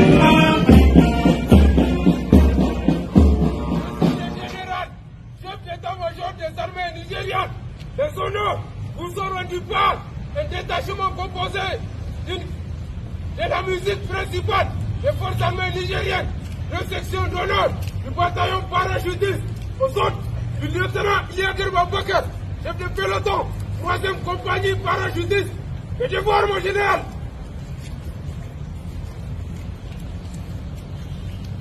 Mun zo da mu haɗa kai, mun tabbatar mu sojoji ba 'yan siyasa ba ne. Aikin da muke yi na tsaro ne, maganganun da muka zo muka yi yau, yadda za mu haɗa kai mu ƙara tsaron ƙasashenmu guda biyu. Mun san cewa Nigeria da Niger 'yan uwa ne. Tun ba yau ba muna aiki tare, muna hulɗa tare, muna training tare. To shine muka ga cewa ya kamata an dan daɗe ba mu samu zo mu yi magana tare ba, mun tabbatar cewa wannan magana da muka yi zai sa mu ci gaba da aiki tare. A gaskiya magana ta wuce. Yau yadda muka zauna tun da safe, in ka tuna mun zo tun da safe muka zauna, maganganun da muka yi mun duba duk abubuwan da suka faru tun daga da har yau, tun daga shekaran da ya wuce zuwa yau. Muka ga kuma ya kamata mu ci gaba da hulɗa yadda muke yi da.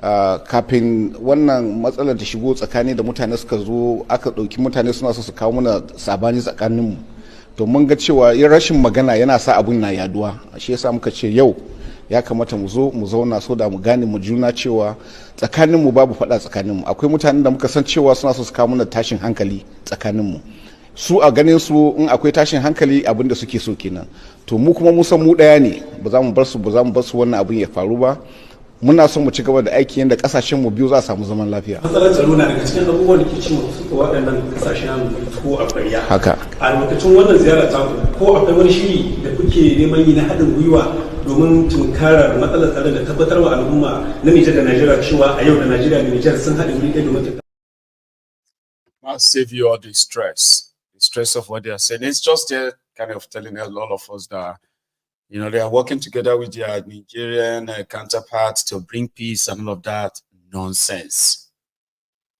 Baba, in the last 4 months, Interpol, all over the world, they have been going after these dear devils, cultists.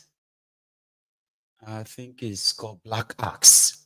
Yeah, Black Axe cultists. APC. I think that's what you call the the Black Axe courts.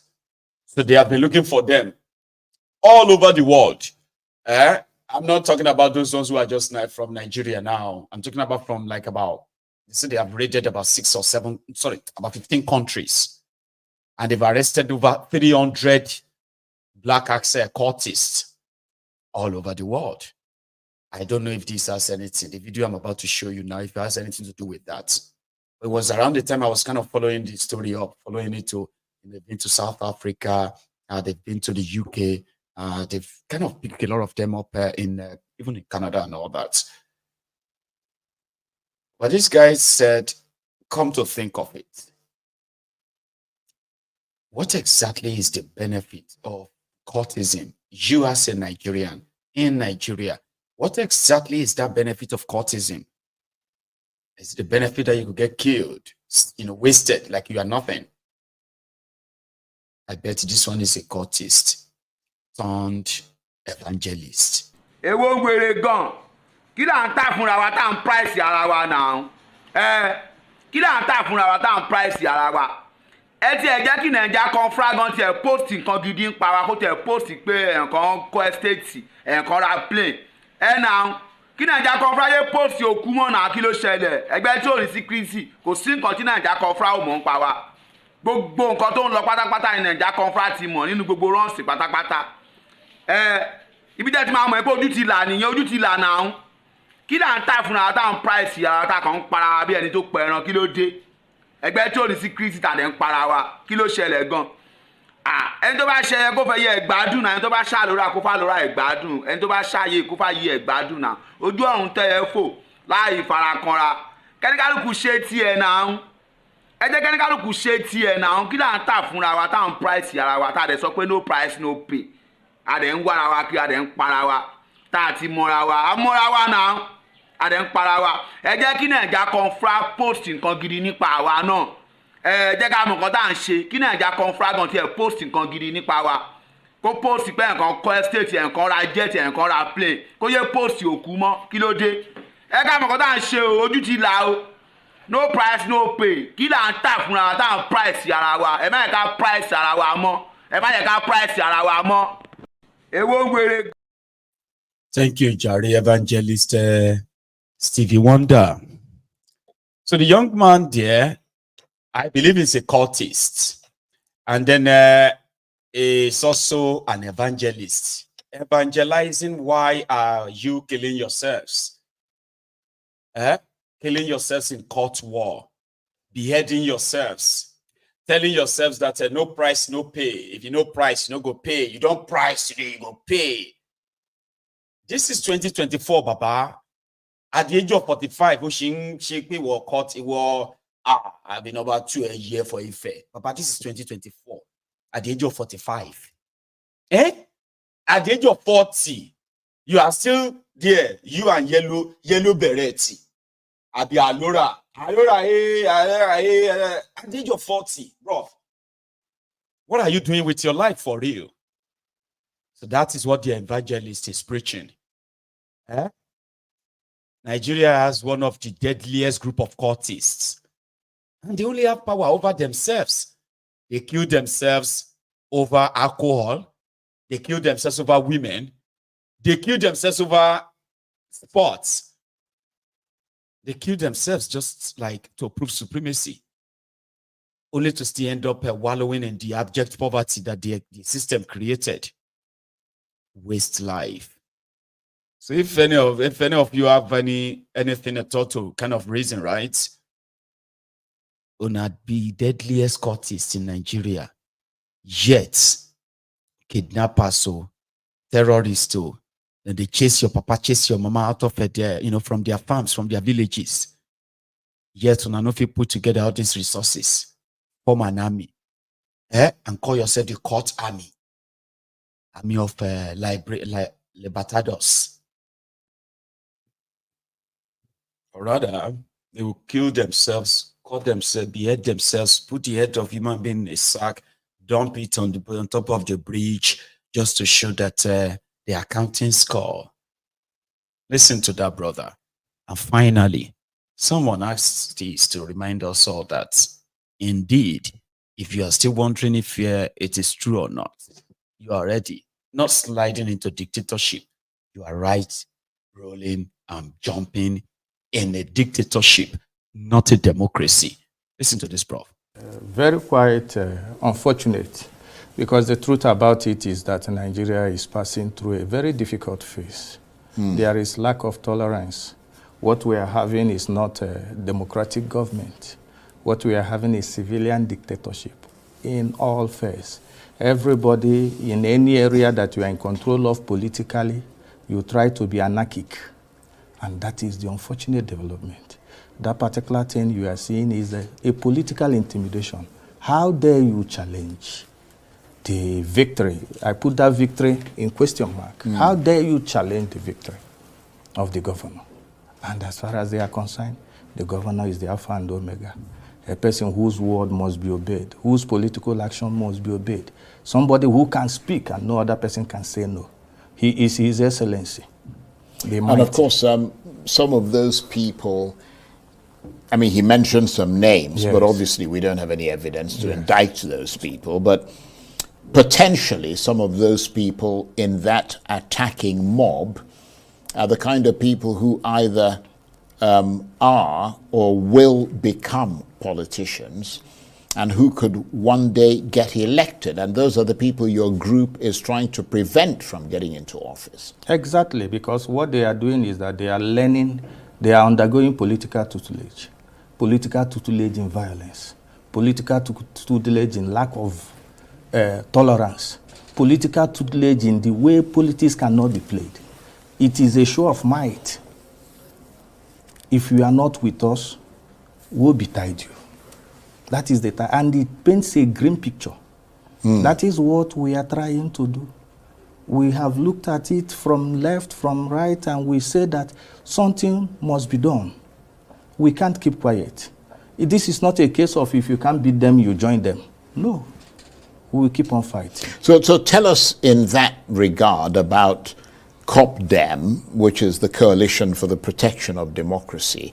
I understand it's a sort of political action group. Yes, it is a political action group. You know, COPDEM was formed when we started seeing the way things are going, and when we decided to, and told ourselves, look, we must take our destiny into our hands. And we decided to come together. And the COPDEM was as a result of, you know, before then, there was the obedient movement. And well, presumably there still is the obedient movement. Yes, yes. And we came together, about 46 group of them, and so many. We came together, decided to form this COPDEM. And as the name implies, it is the Coalition for the Protection of Democracy, because we are afraid that democracy is dying. What we are having is no longer democracy. If you go out and you ask children, what are you, the people will tell you, there is loss of hope. But we COPDEM is here to preach hope, to keep on fighting and striving to see whether it is still possible for us in our own particular way to bring about change. It is that particular. Let's be poor, breathe. Don't suffocate them. We have that responsibility. We have that responsibility. Remember that. So they formed what they called cope them. I've been cope them to save democracy, because they can see that democracy is dying in Nigeria. You don't have any democracy. And something where you get, you go talk, say you they lose. What you have has always been a unitary system. A lot of you are just waking up to that reality. And the shock seems to be like hard for some of you to take. And that's why you probably will continue to think you can save that contraption. No, you can't. And I'm always going to be here to remind you. Keep trying. I like people who try, though. Like, you know, I don't like people who just be like, yeah, that's it. I'll keep reminding you. So thank you so much, everyone. This is where I am going to draw my own curtain. And we can take calls this evening. You have a chance to add your own voice to this chat this evening. Or if you really have to go, like the broadcast, share it, and maybe even subscribe onto this channel if you haven't already. And then those who are still staying are going to be here. You know what to do. Pick up the phone, and the number to call will appear or is already on your screen. +447706922321. Just that. And I'll be back in a minute or two.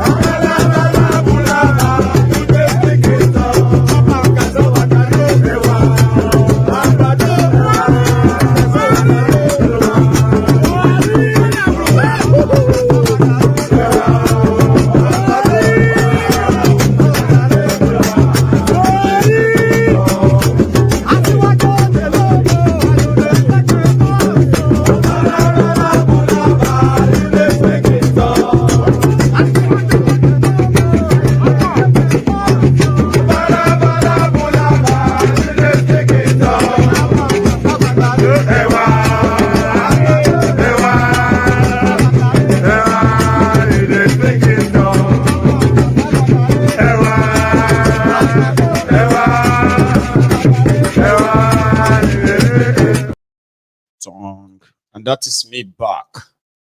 See, it's a quick one. I have my first caller tonight. Hello. Hello, Maiyegun Baba. How are you today again? Lafia kalau ya kake. Lafia kalau alhamdulillah. Yaya mata, yaya aiki. Aiki lafiya, mata lafiya, amma aiki kwana biyu babu aiki. Mandala, alhamdulillah. Kwana biyu babu aiki. Mandala. Aiki. So, no. Kwana biyu, I say kwana biyu babu aiki. 2 days no work. I did recover first. For you. Thank God. I did recover first. Bless you. I just had my surgery last week Thursday, so I'm on recovery mode right now. Okay, recovery. Yeah, that's why I've been here lately. That's why I've been calling it lately. Well, I mean, 2 nights in a row now. You've been a first caller as well. Yeah. Anyway, I mean, here we are, Baba. Yeah, Maiyegun, you see, that is what the contraption is causing. The lady that was talking, Tony, called poison àwọn Igbo. Called poison I mean, yeah, called poison Yoruba and Benin. Orí ẹ̀ ló dàrú. Well, I no go blame her, and at the same time, wèrè ló ń ṣe wèrè ẹ̀. Because now waiting APC, Thiefnubu and in gang, now waiting they carry come where we say all of them don't buy be that. You know. And if you are living abroad and you still have that kind of mindset, you still have that kind of thinking in you. I mean, ó yẹ kó máa gbé nínú àwọn èèyàn tó wà sane bẹ́ẹ̀. You need to go back. Like a lot of them don't even need to be around here. They need to be in that same Nigeria. Kọjọ máa pò ń bẹ̀. Torí na where dem dey tó jẹ́ pé àwọn wèrè tó kó jọ tó ń ṣòṣèré tó ń ṣèranù káàkiri. How una go comot? I enter one live today where they hear some people they discuss. The lady is not what him by why excuse say the lady is not okay. They've confirmed that the lady is mentally ill. She's on medicine. The lady who have been go that life, she won't bring me up. I say no, bring me up because if I come up here, I go scatter everybody for years. I go scatter everywhere. Just leave me as I did because I won't really long man pon in new life. I won't really mashan funny. Now them they plenty for that life. I just tell her, I say, madam, just leave me as I did. Am I the type? Because this will the way they talk. If I just come up, now in papa I go first insult. Because it get person we talk say na politician. Now then cause all these things. The same guy we talk say the lady is healed, kinikon, he used to go to her life. Now the same person come talk say, why would he be blaming that thing on politician? This, that. Man, she were ni Anthony Noruko. Money she were Anthony ni money Anthony is it like you are just mad? I don't know, I don't understand. Or you are just practicing it. Because this is what the politician, this is what APC and their gang and Thiefnubu and the rest, this is what they brought. Since we know these things that we know that these things have been there, but they were like underground. People don't really like this. Yeah, it was never weaponized, but because of their own political gain, they brought it. And a lot of people have said way worse than what this lady has said. Yes. A lot of people from APC, people supporting APC. When I went to that guy's profile and I looked at him, I see Thiefnubu money, and he lives abroad. From there, I just come back. I can't look and say, Anthony, I type him there, money Anthony, it shall not be well with you. My lasident if not that you are mad, why would you come up here? You are making up excuses for what people like you, because I've went back to your profile, I've seen what I've seen. People like you are the people that have been promoting this nonsense. Here you are saying it's not the politician. Why is this person that just spoke? Why is he trying to blame everything on the politician? If not the politician, then who? Which kind people be this? This is if these people have senses. For those people that are still sitting on the fence, if you have senses that you are using, all of you to understand that this Nigeria, they are just forcing it to make it one. You get everybody, make everybody packing kaya they go. I mean, when I told you, remember when I told people then that the danger that the Ronukus represents is beyond whatever political gain they are going to make from this tribal, ethnic incitement and hatred and here and there. I said they might make you think hating the Igbos is all this is all about, but you will discover that it will tear you and your families apart. It will create an everlasting, destroyed families. And I started giving the instance. I said, if you are an Igbo person watching Maiyegun, and somehow you tune in and you hear me talking about the Ronukus, firing them and the rest of them, and somehow you think, I am doing so because I love you so much. So I said it on this, but I said, you must be deluded to think like that, because I am speaking directly to the bigots from my own tribe and my race. They are seeing the enemies that they want them to see, right? But when the politics is dead, what about families? Intermarried families, the children produced from all these marriages, these unions. What will be their lot with the narrative these guys are pushing?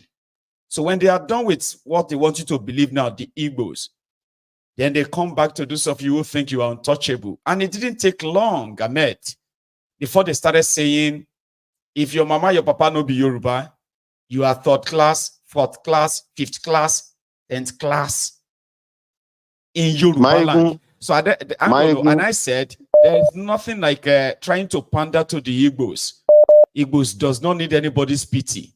They should be able to fight their battle. They've proved it many times. Speaking out against bigot from your tribe is to actually protect whatever is left of that your heritage too, because bigots who are bigoted because of politics, they will destroy everything, including family lines, and they're already doing it. Go on, Ahmed. But Maiyegun, you see, like I said, like for my TikTok, most of my followers on my TikTok, they are from the north, and most of them are soldiers from the north because of some kind of videos that I made that went viral sometimes back, and like they were sharing it in their groups. The military were like sharing it in their, because I was speaking for them things that they cannot come on social media to say. So they were posting that. Probably some of their officers can even see it, and probably, you know, some things can change, but which they are not even changing. But I told them, look, and we used to have discussion on that group. I told them, I said, look, let me tell you this thing. Even Aminu Kano said it. He said, Anche Nigeria kasa daya, amma fa kowa da gidan ubansa, ko kuma kowa ya san gidan ubansa, which means they said Nigeria one country, but everybody, father, everybody knows his father's house. You understand? We all know where we come from. Make anybody no condi tell you now, say these people. I made an instance for them. Like, say, look, you people from the north, you are more closer than people from Niger. And you speak the same language with people from Niger, northern part of Nigeria, with people from Niger. So ask yourself, if you are not in the same country with people from Niger, how can some people put you together with people from Enugu, Abia, and tell you to be in one country? And your sense cannot tell you that they are forcing you to be together. And you cannot think about it like, no, why are we even together with these people? But they always tell you, but you always try to go against the Igbo and say, oh, the Igbo want to scatter Nigeria. Meanwhile, the people that are forcing you to be together, you cannot see what they are doing to you guys. No. They haven't made your life meaningful. All they have done all this while is to make your life miserable. Terrorism everywhere. But all they want you to see is the Igbos. The Igbos are your problem. The Igbos are your problem. Ask yourself, do you have the same tradition with the Igbos? Do you have the same tradition with the Yorubas? Or you have the same traditions with the people from Niger, people from all those places? You don't have anything to do with people from Yoruba land or Igbo. So why are they trying to force you together? Why are you guys not thinking twice to say, okay, why can't we just come back and think well and say, okay, oh, this forcing, may they allow the Igbo support the movement? You know? Why you guys start pushing from the north and say, see, we don't want this togetherness again.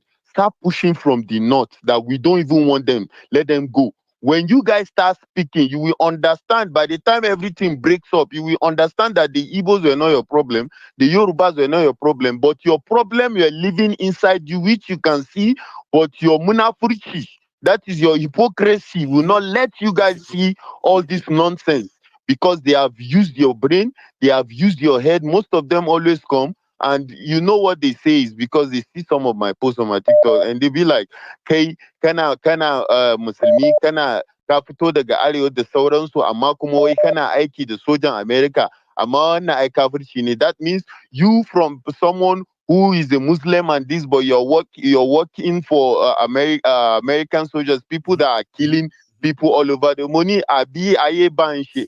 Emi tó jẹ́ pé àṣàbí right for us. Mo mi àbáyé fẹ́ bá ń pa bàbá ẹ̀ ni àbí oya wèrè mọ́tìlẹ̀ ni. You and who? So Say you are na me supposed the to people own where anyone they they say is the enemy as it is. I Why say, look, the people where they rule you on the campaign for every 4 years. Now this same country that they steal on our money come. Send on our own children come. Some of them get dual citizenship for their children and themselves for this same country. You, they say make you live inside poverty, die inside poverty. I hear you need double show. Oh, ni kule. Let me take no another Allah one, na Maiyegun make I leave am there. okay. Thanks a lot for stopping All right. by. Somebody said I'm based. I don't know what you mean. I've heard that a few times. So, and some people will read it as, somebody said Maiyegun is based. And my understanding of that is that Maiyegun is solid. Or people will think you are typing biased or based, like based. Anyway, I have another caller. Hello. Hello, Maiyegun. Good evening from here, brother. How are you today, Baba? Fine.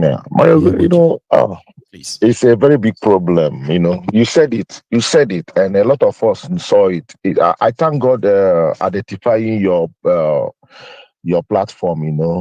I've formed like a bulletproof. I've covered myself. I cannot be tempted to push myself to react that way the woman reacted. Ethnic inciting for that bullshit, because we all know where the people that are benefiting it, and there are the people that wanted it to be like that way, So, but when, like the videos you played, we are all human beings.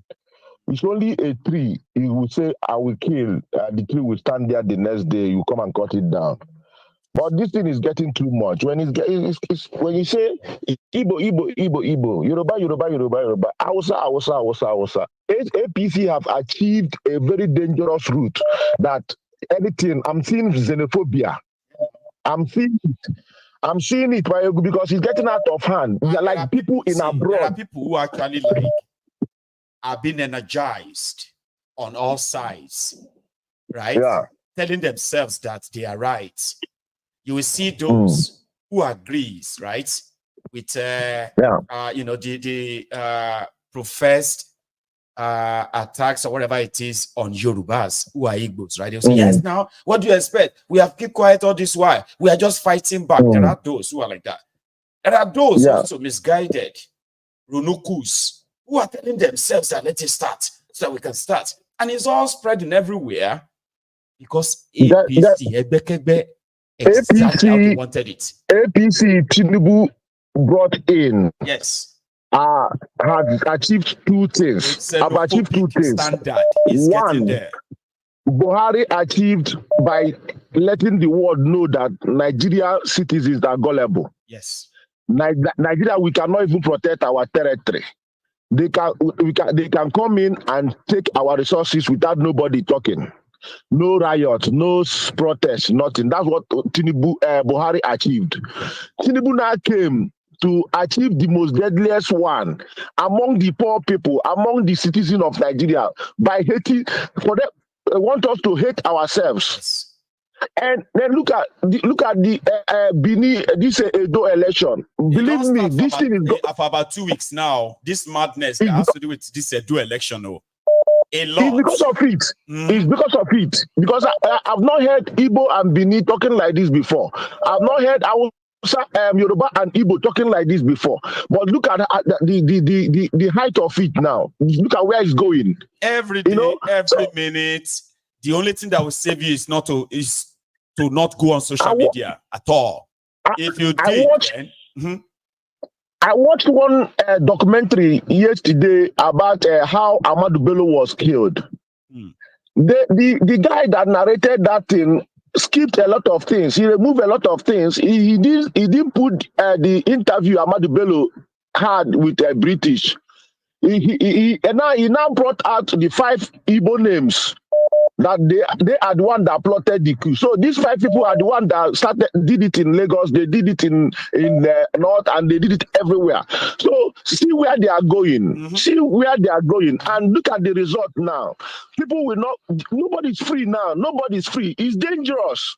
It's dangerous because dangerous level, and that's what will happen. You know what Barack Obama said in his words, right? He says something like, you can possibly, right, win an election by dividing the people, but you can't rule a country by keeping them divided. Because you see the people you divided to win, to get into power. When you get to power, you will discover that it's going to be so tough and harder to bring them together. Again.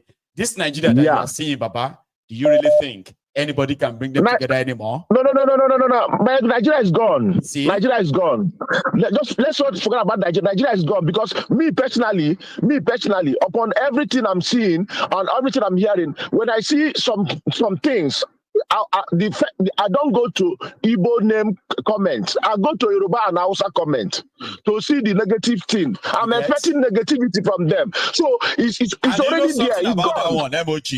You are not the only person who does that. Let me tell you something. A lot of us here, we've been doing it subconsciously, but I'm glad you mentioned that, right? It's gone. It's gone. To a stage whereby it has gone to a stage whereby if somebody posts anything about Nigeria, the first thing you check is their name. The next thing you're going to go and see, for example, if I'm a Yoruba man, if I post something that affects or touches the Igbos, for example, right? Yeah. When you go underneath it, right, you are likely going to see the Northerners, the Yorubas, and their comments. By your mind, your mind as an Igbo person will be to go and read what are the Hausas and the Yorubas reacting to this news. Exactly. Exactly, This is how a lot of a lot of people have been incited indirectly, and a lot of us have reacted, even though we have told ourselves that I cannot be deceived like that. I'm glad you mentioned that, but continue. Like sometimes when you don't see those names, you are expecting you begin to see comments like, where are these people? Started calling them. Nigeria is gone. P2B, everybody, they go and all of them should go and sit down. They need to divide this country. And this one they are talking about Igbo, Hausa, Yoruba. That one is also gone because a lot of people are standing up now. There's all the ethnic groups in Nigeria now. All other tribal war too. It used to be Hausa, Fulani, Yoruba. So it used to be Hausa, Fulani, Yoruba, and Igbo. Now they have tried other units into it. Everybody knows that. Everybody wants to get the share of that Nigeria now. Tribal Olympic now. Bigotry Olympics. That's it. Igbo, Yoruba, and Hausa is gone. Nobody should say that thing again. That one is calm now because now you cannot tell TV man to come and stay with Igbo. Now you cannot tell Rivers man to come and belong to Igbo. Now they are saying they are not Igbo, although they answer Igbo name. You cannot say middlemen to go to Hausa. You cannot say Benin to go to Yoruba. So all those things has gone now. It's gone. It's gone. So they should forget about Nigeria. Thank you so much, my brother. Thank you too. Okay, you have a good one. That's MOG. I have another caller on the line here. Hello.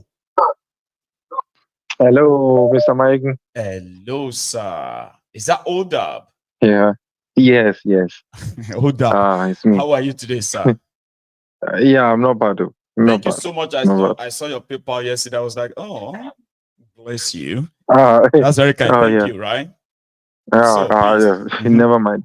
Yeah, it's for the job well done, and that you continue to enlighten us and reminding everyone that look, nothing is right.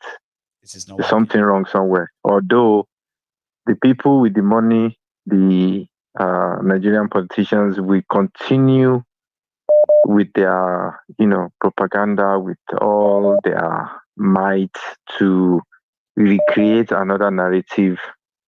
Now that they've realized that the division is so obvious now that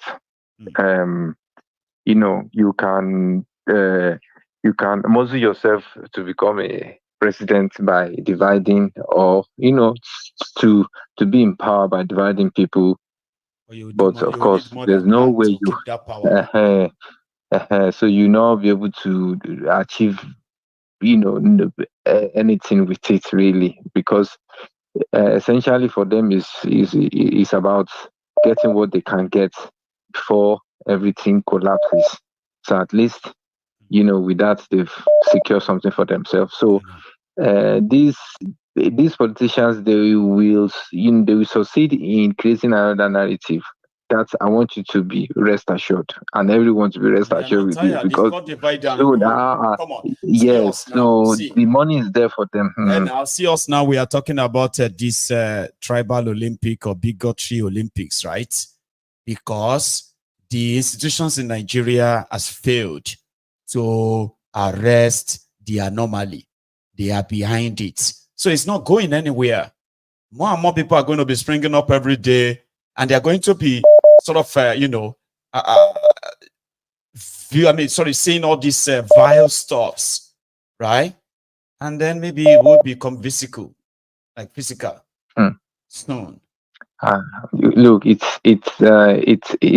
so nice that you brought that young lady up, that lady that was talking about Nigeria, how things is, and I don't know if the one that you put on today. That was so well narrated, very nicely. At any young person in Nigeria and say, "Well, you are a young person, you don't know anything, sir."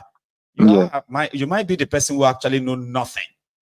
Because you see, these generations are more enlightened. The funniest thing, go on. Yes, the funniest thing is that the Yoruba Gen Z that has been brainwashed by who is is meant to be a very intelligent person, but because he has been brainwashed, he will see that comment that lady is it's saying that is a Yibo girl now, so it will just disqualify it straight away. That's okay, and then put on the ideas that's his own, that we are Yoruba, so and then there are a lot of Yoruba agency like that as well. I'm not saying everyone like that, but at least the ones that they can read in between the line without having to listen to their grandpa at home or somebody to tell them the stories that where you weren't there, that this thing happened then, this thing happened,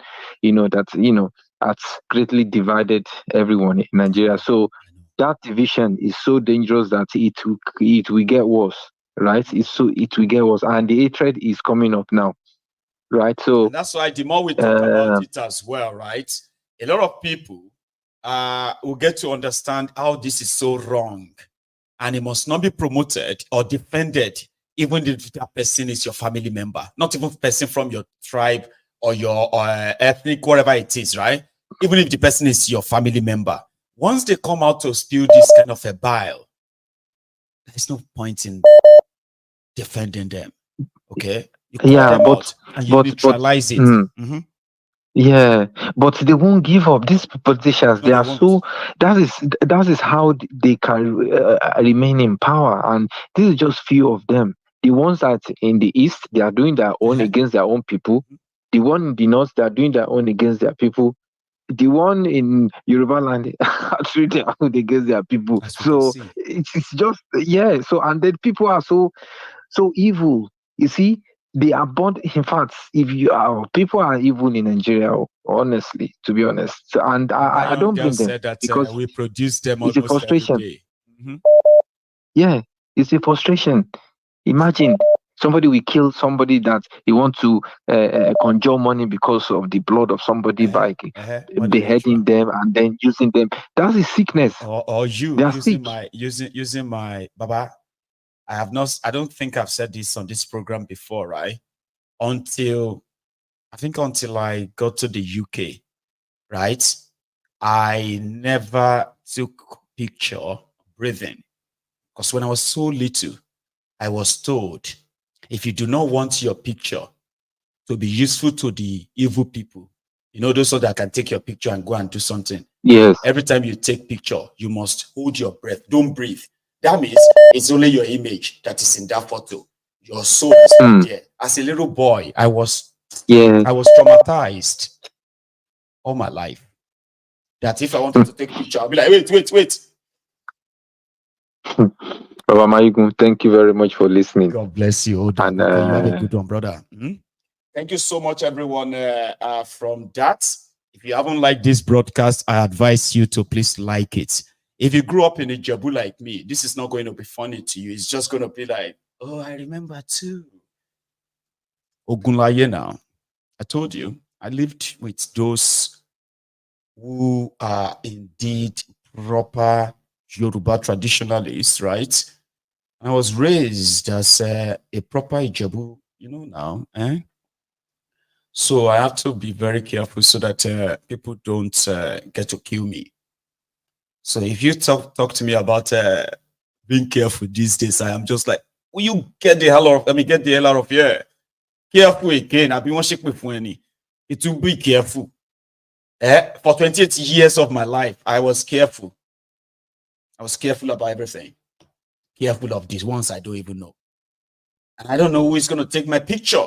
You don't know when we used to take pictures and you won't believe it. Even passport photograph. I must see a meaning now to call a picture.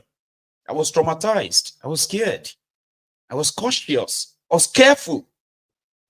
Now I know I was deceived that long. Now I want to actually be me. And I enjoy being me. Then you come around and be like, Maiyegun, be careful. That was shake with fun. Oh. That's why if you see some of my pictures, man, when I was a little boy, there was nothing like smiling. Because I'm saving my breath from evil people. Which was a lie. Adeiza, did you ever have such experience yourself? How are you doing? I am very well, oh. I actually thought I lost you. I'll just hang on. How are you today, Baba? Yeah, I'm good. Are you? I'm very well, oh. You know, kind of still. Go on. Yeah, about the bigotry issue.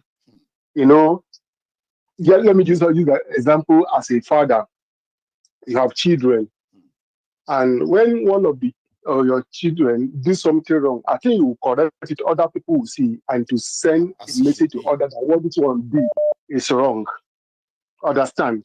And the other one will never try because they know when they try next time, they will get the punishment that is required. But if you, the father, the leader of the house, is doing it, so what example are you giving to the children? That's exactly the how I see the leadership of Nigeria in the last 1 decade.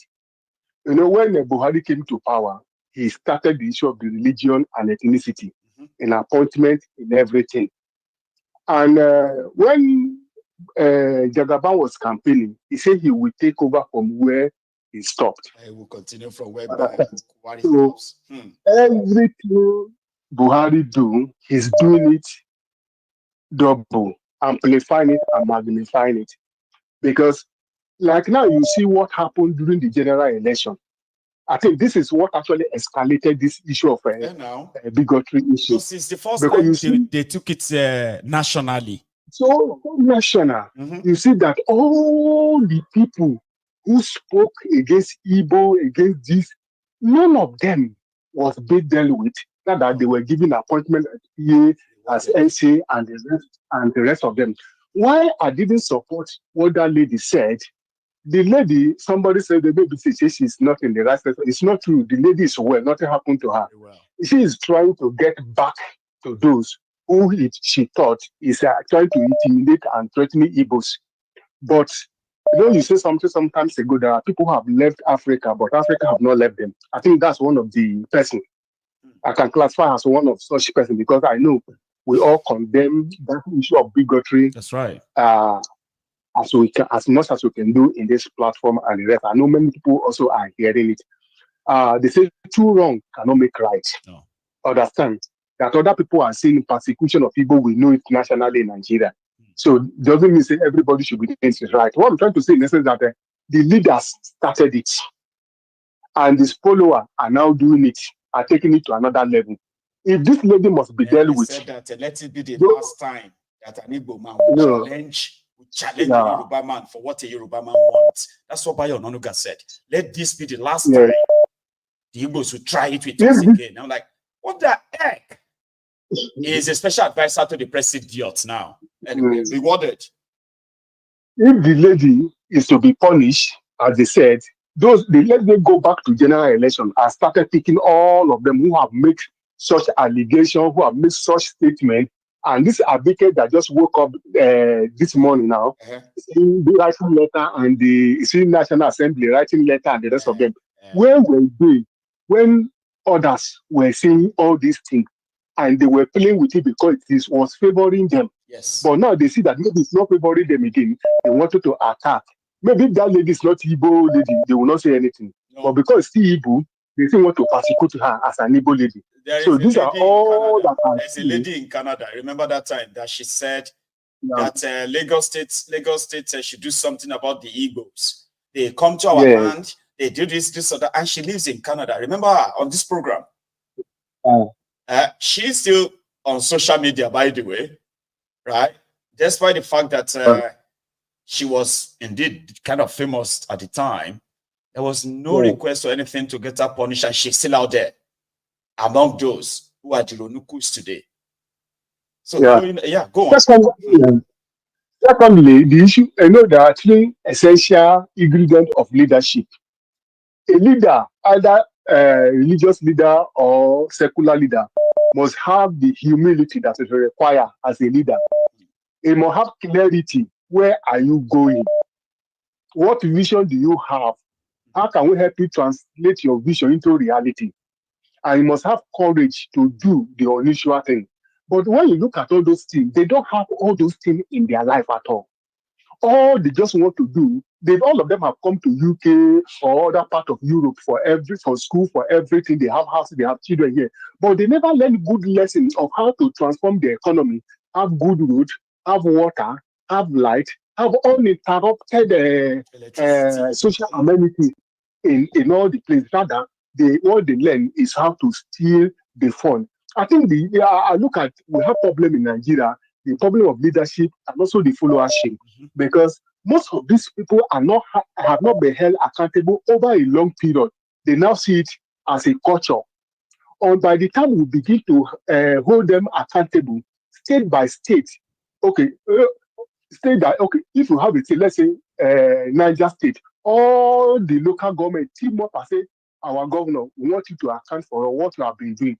And if he cannot account and they excommunicate him out of that community, out of that city, I'm telling you, it will teach other people lesson. So we have not been doing it, and they have seen it as a kind of culture. And they are doing more and more every day. People are dying every day.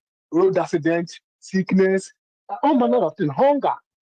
Understand? So I think our people need to really wake up. If we are waiting for, like that lady said, nobody is coming to save anybody. There's nobody. Not even the religious leader. No. You are saying something about Adebo yesterday. Most time when you speak about both of these religious leaders, those who are far, they don't know what these leaders are doing in the darkness that people doesn't know. Do anybody know that Adebo's son go and collect contract from Kaduna State government? You will never know. I told my friend I was talking with a friend today, right? And I said, Lagos State, right, is in Yoruba land. And we have the Ronukus who believes that some people want to take the Lagos State away from Thiefnubu and his family. And they would now use the Yoruba as a cover to say they want to take Yoruba land in, as they will say. I said, you see, the day they will break into that Alausa, when Thiefnubu and gang will be powerless, a lot of you will discover that from the children of Emir, Sultan, Obi of Onitsha, Oba of Diso, Oba of Dato, you will realize how much of their children, including your top clerics, Islamic pastor, you will see how many of them that are regular contractors for for Thiefnubu's APC in Lagos. And you'll be shocked how much of those projects, they never done them. Yeah. And that is why you'll be surprised and see, you see, that's why you'll be surprised and see a lot of people who are like outside Lagos, they will speak glowingly of Thiefnubu. And you wait inside Lagos will be wondering, which Lagos are they talking about? This one or which other one? Because a lot of them are contractors of government, like Adeboye's son. 8.2 billion naira. Like to round it up, because I told that other people can also speak. Yeah. When he was saying that, do you know, most of these religious leaders in the night they go and call all those governors to seek one help or the other. Some of their children, they help them to sponsor them, to give them scholarship and the rest of them. I'm just saying this what happening to them. When he was saying that Nigeria has a spiritual problem, it is not it's my main problem. You know why? See, as a leader, he has a church. I think I learned that he suspended one of his members recently regarding this guy that died. I don't know what they say the guy did. Maybe he didn't show enough kind of this is when that guy died in plane crash. That because of that they do party for a wife and also they suspended him. Much remorse and all that stuff. I see. Yes. Now he has pastor that works with him. Let's say one of his pastors go and commit what is called adultery now. Won't he punish him? He will punish him, or he embezzle money. He will punish him, suspend him, either even terminate the appointment as a pastor. But in Nigeria circle, all the people who have been stealing from Pabiole and the rest of them, even Thiefnubu himself, you know, if EFCC have done his job, he cannot even be qualified. He should going to be in jail now, not even to become a president. Because it is same EFCC that say it has a multi-dimensional kind of corruption. The Nigerian newspaper carried it out some times ago during Nuhu Ribadu. Nuhu Ribadu that became the special assistant and Abi, I don't know what they call him. NSA. So he make a very strong statement against Thiefnubu there. The people carry it, journalists brought it out. Is the most dangerous, as well as the most greediest, corrupt politician he ever investigated. That's what he said. Good. Now, because he himself lack integrity, is essay to him now. You understand? He lack integrity. National security. So when you look at all those things, if he can punish his pastors to send a message to others, why Nigeria government will not punish people who have been stealing the national treasury till today? All the people that EFCC have been indicted, even those of them, they are Pabiole and the rest of them, they are the one holding the most crucial position in Nigeria today. So Nigeria has no spiritual problem. It's man-made problem. Until they begin to allow other people to be disciplined, like ordinary man in the street. It's easy for the judges to give 10 years to somebody who stole goat. And people who stole billion, they are giving national honor, and the rest of them in Nigeria. So if we continue like this, there's no way for the country. God bless you, Adeza. Thank you, my brother. For that, we are almost rounding up. We have just about 25 minutes to go. That's the most. So if you haven't really liked this broadcast, I urge you to please do it now. But here is another caller. Hello. Chairman, this is Adiola speaking. Adiola, how you doing, Baba? Baba, I do okay. I do very, very all right. Very, very all right. Then, yeah. Right. It's good to have you on, please. It's good to, I don't even know what to say anymore. I think, to be honest with you, is, it has all the markings of dystopia. The country has all the markings of dystopia. I feel very sad about all the comments, from diaspora people, making those comments. Is really heartbreaking. We've turned on ourselves. What's the purpose of you living that contraption only to go out there and become a bigot, where we are out there condemning racists? The right word is actually racist. It's actually racism. Let's be honest. What they are promoting in Nigeria, it is pure racism. Something. Hatred against your race, against your tribes. All for politics. You've turned against the people. You are turning against yourself, whereas the people that are causing the real damage, you've left them, you've isolated them from all this mess. you've isolated them, they are not to account for anything, is the markings of dystopia.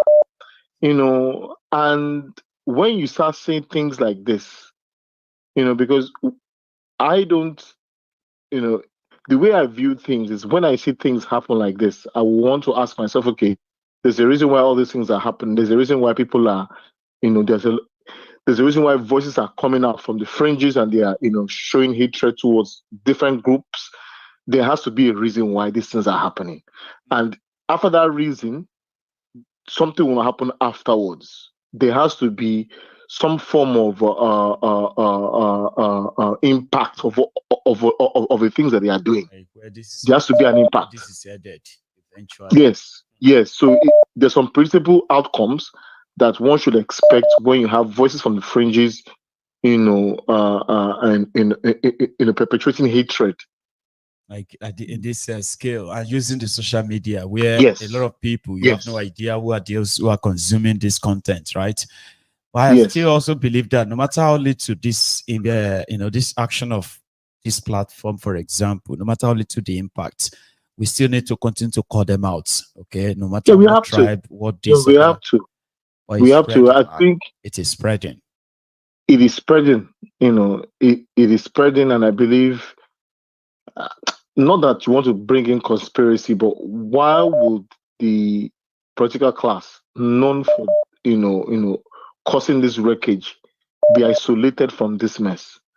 How come? Because there are those behind it. So that is why exactly. That is why none of these guys are angry with any of these criminal politicians. Yes, except the ones they tell them to.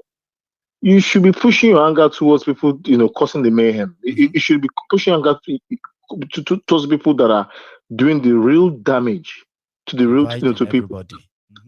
And hopefully I won't stay too long tonight. When you start saying things like this, all these voices, perpetuating hatred, it gives us that. It gives me that assurance that this system is irredeemable. That is what I would, interpret it as. When you have people fighting, people should be, normally people should be united. Despite if, something must unite us. Either in poverty, either in suffering, either divide and rule as well. Yes. No. See, Maiyegun, there should be unity based on common suffering or one common. Something must unite you. If it's poverty that will unite you, regardless of your language, we should speak from that. Everybody will drop their local languages and embrace the language of poverty, because that is the language that we can all speak. We can all, sir. Thank you very much. God bless you, sir. You have, you have kind of opened a new perspective to this, which simply means that everybody should just be seen to be doing something. That's all that matters. We should be singing from the same hymn sheet, Maiyegun, but we're not singing from the hymn sheet. So if you can't sing from the same hymn sheet, it means the system is irredeemable. We can't redeem that country anymore. Those are the markings you see. God bless you, sir. Good night, sir. You have a good one, Baba. Thank you so much. Bye, sir. That's Adeola there, gentlemen. So we have just about 15 minutes, 20 minutes most to go now. No, 15. I've got 5. 5 is for me. 15 is for you. So if you still want to be part of this, it will be ideal to grab your phone and never drop it. Don't drop it because you've not been connected. I have another caller. Hello. Hello, Maiyegun General. Oh, the Prince. Prince General. Representing IPOB for life. That is Prince Jejeman. How are you this evening, sir? Baba Tukano Mike, we are fine. Oh. Well done, well done. Thank you for doing a great job. Thank you too for stopping by. Yeah. You see, I'm going to start this way. There's word that they normally say, Edo no be Lagos. Edo no be Lagos. We hear that one steady. Edo no be Lagos. I'm saying this 3 times. so that my Edo brothers, they go fit say to themselves, our mumu don't do. And also to my Igbo brothers, Igbo must go, Igbo must go. Lagos hashtag Igbo must go. So that they go say to themselves, my mumu don't do. How many times it go happen to una before una go know say Nigeria is not for you? How many times? How many times would they tell you that Nigeria is not for you? That was a sorry there, right? Yes, Papa. You see, How many times would they tell you before you know that Nigeria is not for you? Now they never leave you. They have left you behind. Photo, not be juju be that. So, the prince. Yes, Baba. We must call evil evil, no matter which angle is coming from. No matter the kind of agbada and the suit is wearing. Evil is evil. What that woman in Canada said was, yes, evil, yes, what she said, Amaka was her name. What she said is evil, is an abomination. That kind of word shouldn't come out of the mouth of somebody that calls himself an Igbo person. Anywhere she is, she should be ashamed of herself, ashamed of her family. She should. Because Igbo people goes everywhere, not only in Nigeria, around the whole world. And you have an adage I used to say, Ebonye Biko na watch. When we go to a place, we make sure we contribute to that community, especially when that community is beneficial to us. That's how Igbos operate. And we make that place our home. And you cannot make a place your home when you are not in a good relationship with the people in that vicinity. It is not possible. That is Igbo nature for you. Anywhere we go, because we are business people, you cannot go along doing business with other people with a bad heart or with terrorism. It does not work. It So cannot. you rather not be there, rather than to deal with them suspiciously and all of that as an Igbo person. I agree. Exactly. You know, so this person that is speaking from Canada, as she said, because we have you showed us the other day on your platform, somebody who is an APC member, is a Yoruba man, yes, and he speaks Igbo more than an Igbo person. I brought the evidence here. It wasn't like I'm actually saying it to you, like, hey, the people that are talking, they are Yoruba, or they are not Igbo. No. I brought the evidence here, didn't I? Exactly, you brought the evidence, and everybody saw it. So that lady, I can never defend her, even though her accent when she started, she didn't sound like an Igbo accent when she was speaking broken. But as she started to speak Igbo, you cannot pinpoint, differentiate. So I can't, even at that, no matter who she is, whether she's Hausa Igbo or Fulani Igbo or Yoruba Igbo, she's an evil person to make that comment that she's going to poison people, and she's going, even made the threat, direct threat that she's going to her office. Every person who has made inciting statements, every person. Yes, anybody that makes that kind of statement is an evil person and must never, and should be, is condemnable and should be condemned. Other statements should be condemned. That is one. That is one. That's how everybody should look at every issue. Whether it's the Oba of Lagos that want people to go in Lagoon, or MC Olomo that they want say people Igbo should not come out. You condemn it. Don't say it's because you're a brother or it's from your ethnicity. Because if you go to internet now and Google Rwanda museum, you will see scores. You will see scores of about 800,000 people that were killed in Rwanda genocide. This is how it started. This is how it started. Now we are fighting for, some people are fighting for Nnamdi Kanu. Some people are fighting for Oba. In most cases, this our chiefs and Oba, they are all under the political APC payroll. Even the religious leaders in the Nigeria, most of all the mega churches, the APC have planted all their men and even recruited them as a pastor, infiltrate all corners, both in mosques, anywhere they see a large number that they can use during the election, they infiltrate there. Okay, so these are the things our people should say to themselves. Our mumu don't do. We shouldn't allow this hunger that is facing us, monster hunger that they've created. They want to divert it. Now they want to slaughter people because of Edo election that is coming in 2 weeks' time. APC want to tell Edo people that Edo no be Lagos that they told him, and that Edo should be Lagos now because he's in Aso Rock. That's why I started by telling them, let every one of us say our mumu don't do, and stop jumping on top of all this their bandwagon of hateful platforms where all they are talking about is how to either hate Yoruba, hate Igbo, hate Benin, kill ourselves, do this and that. Most of those platforms are sponsored to promote such narratives so that once in a while we can cut off, we can cut part of whatever anybody says and bring them onto the platform and amplify it like this. It's totally sponsored.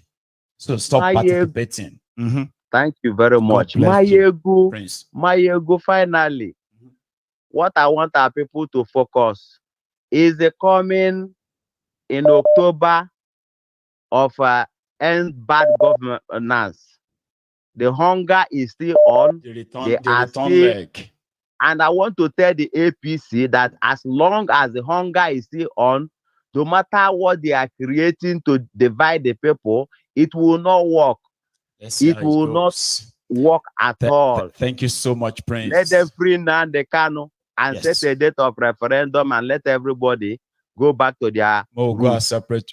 God bless you, Baba. Thank you, Let me Baba. take one more. And my last call this evening is going to be this caller. But I also have this last, what do you call it? Last message, last reminder rather.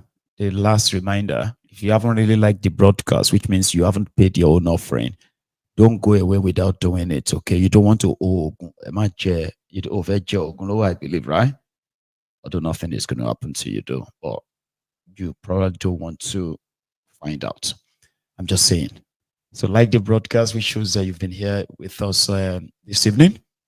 And then we can take a last call this night. Hello. Okay. Somebody seems not to know that they would have to stay on there after the call connects. Somehow, you might be having problems. My last caller, okay, that's the 3rd time.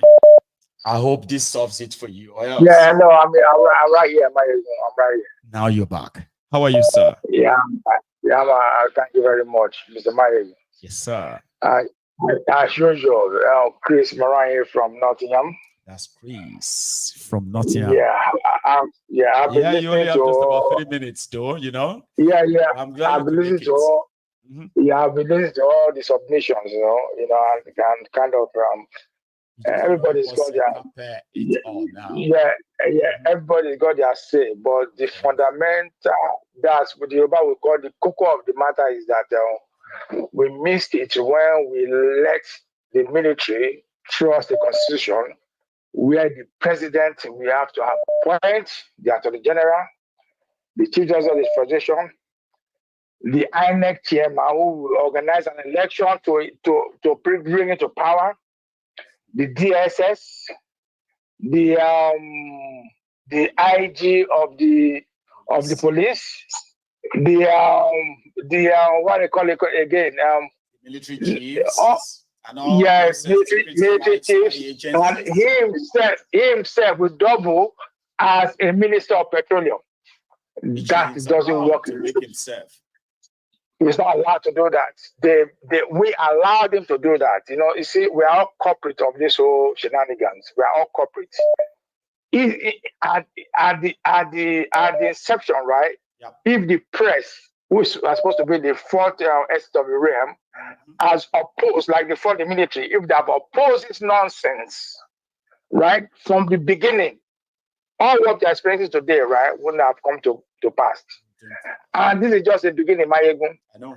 And the people in power today, the people who made themselves to rule over us today, right? There's no way they're going to let go because it's too juicy for them to let go. So, you see, you remember when the NSAS, the bad governance something want to start, right? When I said it's dead on arrival, everybody on your program, right, attacked me. Because you were not saying it nicely, you were so much like so dismissive. And that was the right time then. But yeah, it's so painful that you were right. You know, Maiyegun, you have to be brutal. You know, yeah, Maiyegun, you have to be brutal because it's only in Nigeria that somebody will say that they are giving a notice to a government to want to protest. It never happened anywhere in the world. How can you give notice to protest? It doesn't make sense. So it will show you that the APC, they are very good at their game. They organize that. I think, right? That you see, I don't want to say too much. Tell me what you think. Don't worry. Come on. You've always been so free with your thoughts. Go ahead. And people are going to disagree with you. So come on, tell us what you think. Years ago, I used to watch TVC, right? Right. And there's this guy in TVC that called something Otitoju. Is it Dele Otitoju or something Otitoju? Yes, I remember him. Yes. And when I started watching that program, right, I discovered a symmetric, right, in that program, right? When the guy lied that when Solomon La was wife was assassinated, right, that he was there. And that the son organized it. A week later, right, the guy came to apologize that he's very sorry. He said he was the one that went to the Malam. The Malam confessed to him. It was all lies. And before the election, before Buhari came to power, right, he was among the people that was strongly behind Buhari. Yes. And then, right, don't forget the guy speaks very good Hausas. And most of the Northerners, right, they listen to TVC instead of Charade television or Arise television. They watch TVC. And the guy was plunking out messages to the Northerners that Buhari is the in thing. And I remember then I traveled to Nigeria, right? I went to Kaduna. I was talking to a child of 10 years old, right? I said, why do you want Buhari to become president of Nigeria? He said, because Buhari is not corrupt. That was their general belief. And guess what? Buhari became the most corrupt president we ever had in Nigeria. That's right. That's right. You know what I'm saying? So I think this thing that you see, whatever is happening in Nigeria today, right? I think it's the fault of the elite.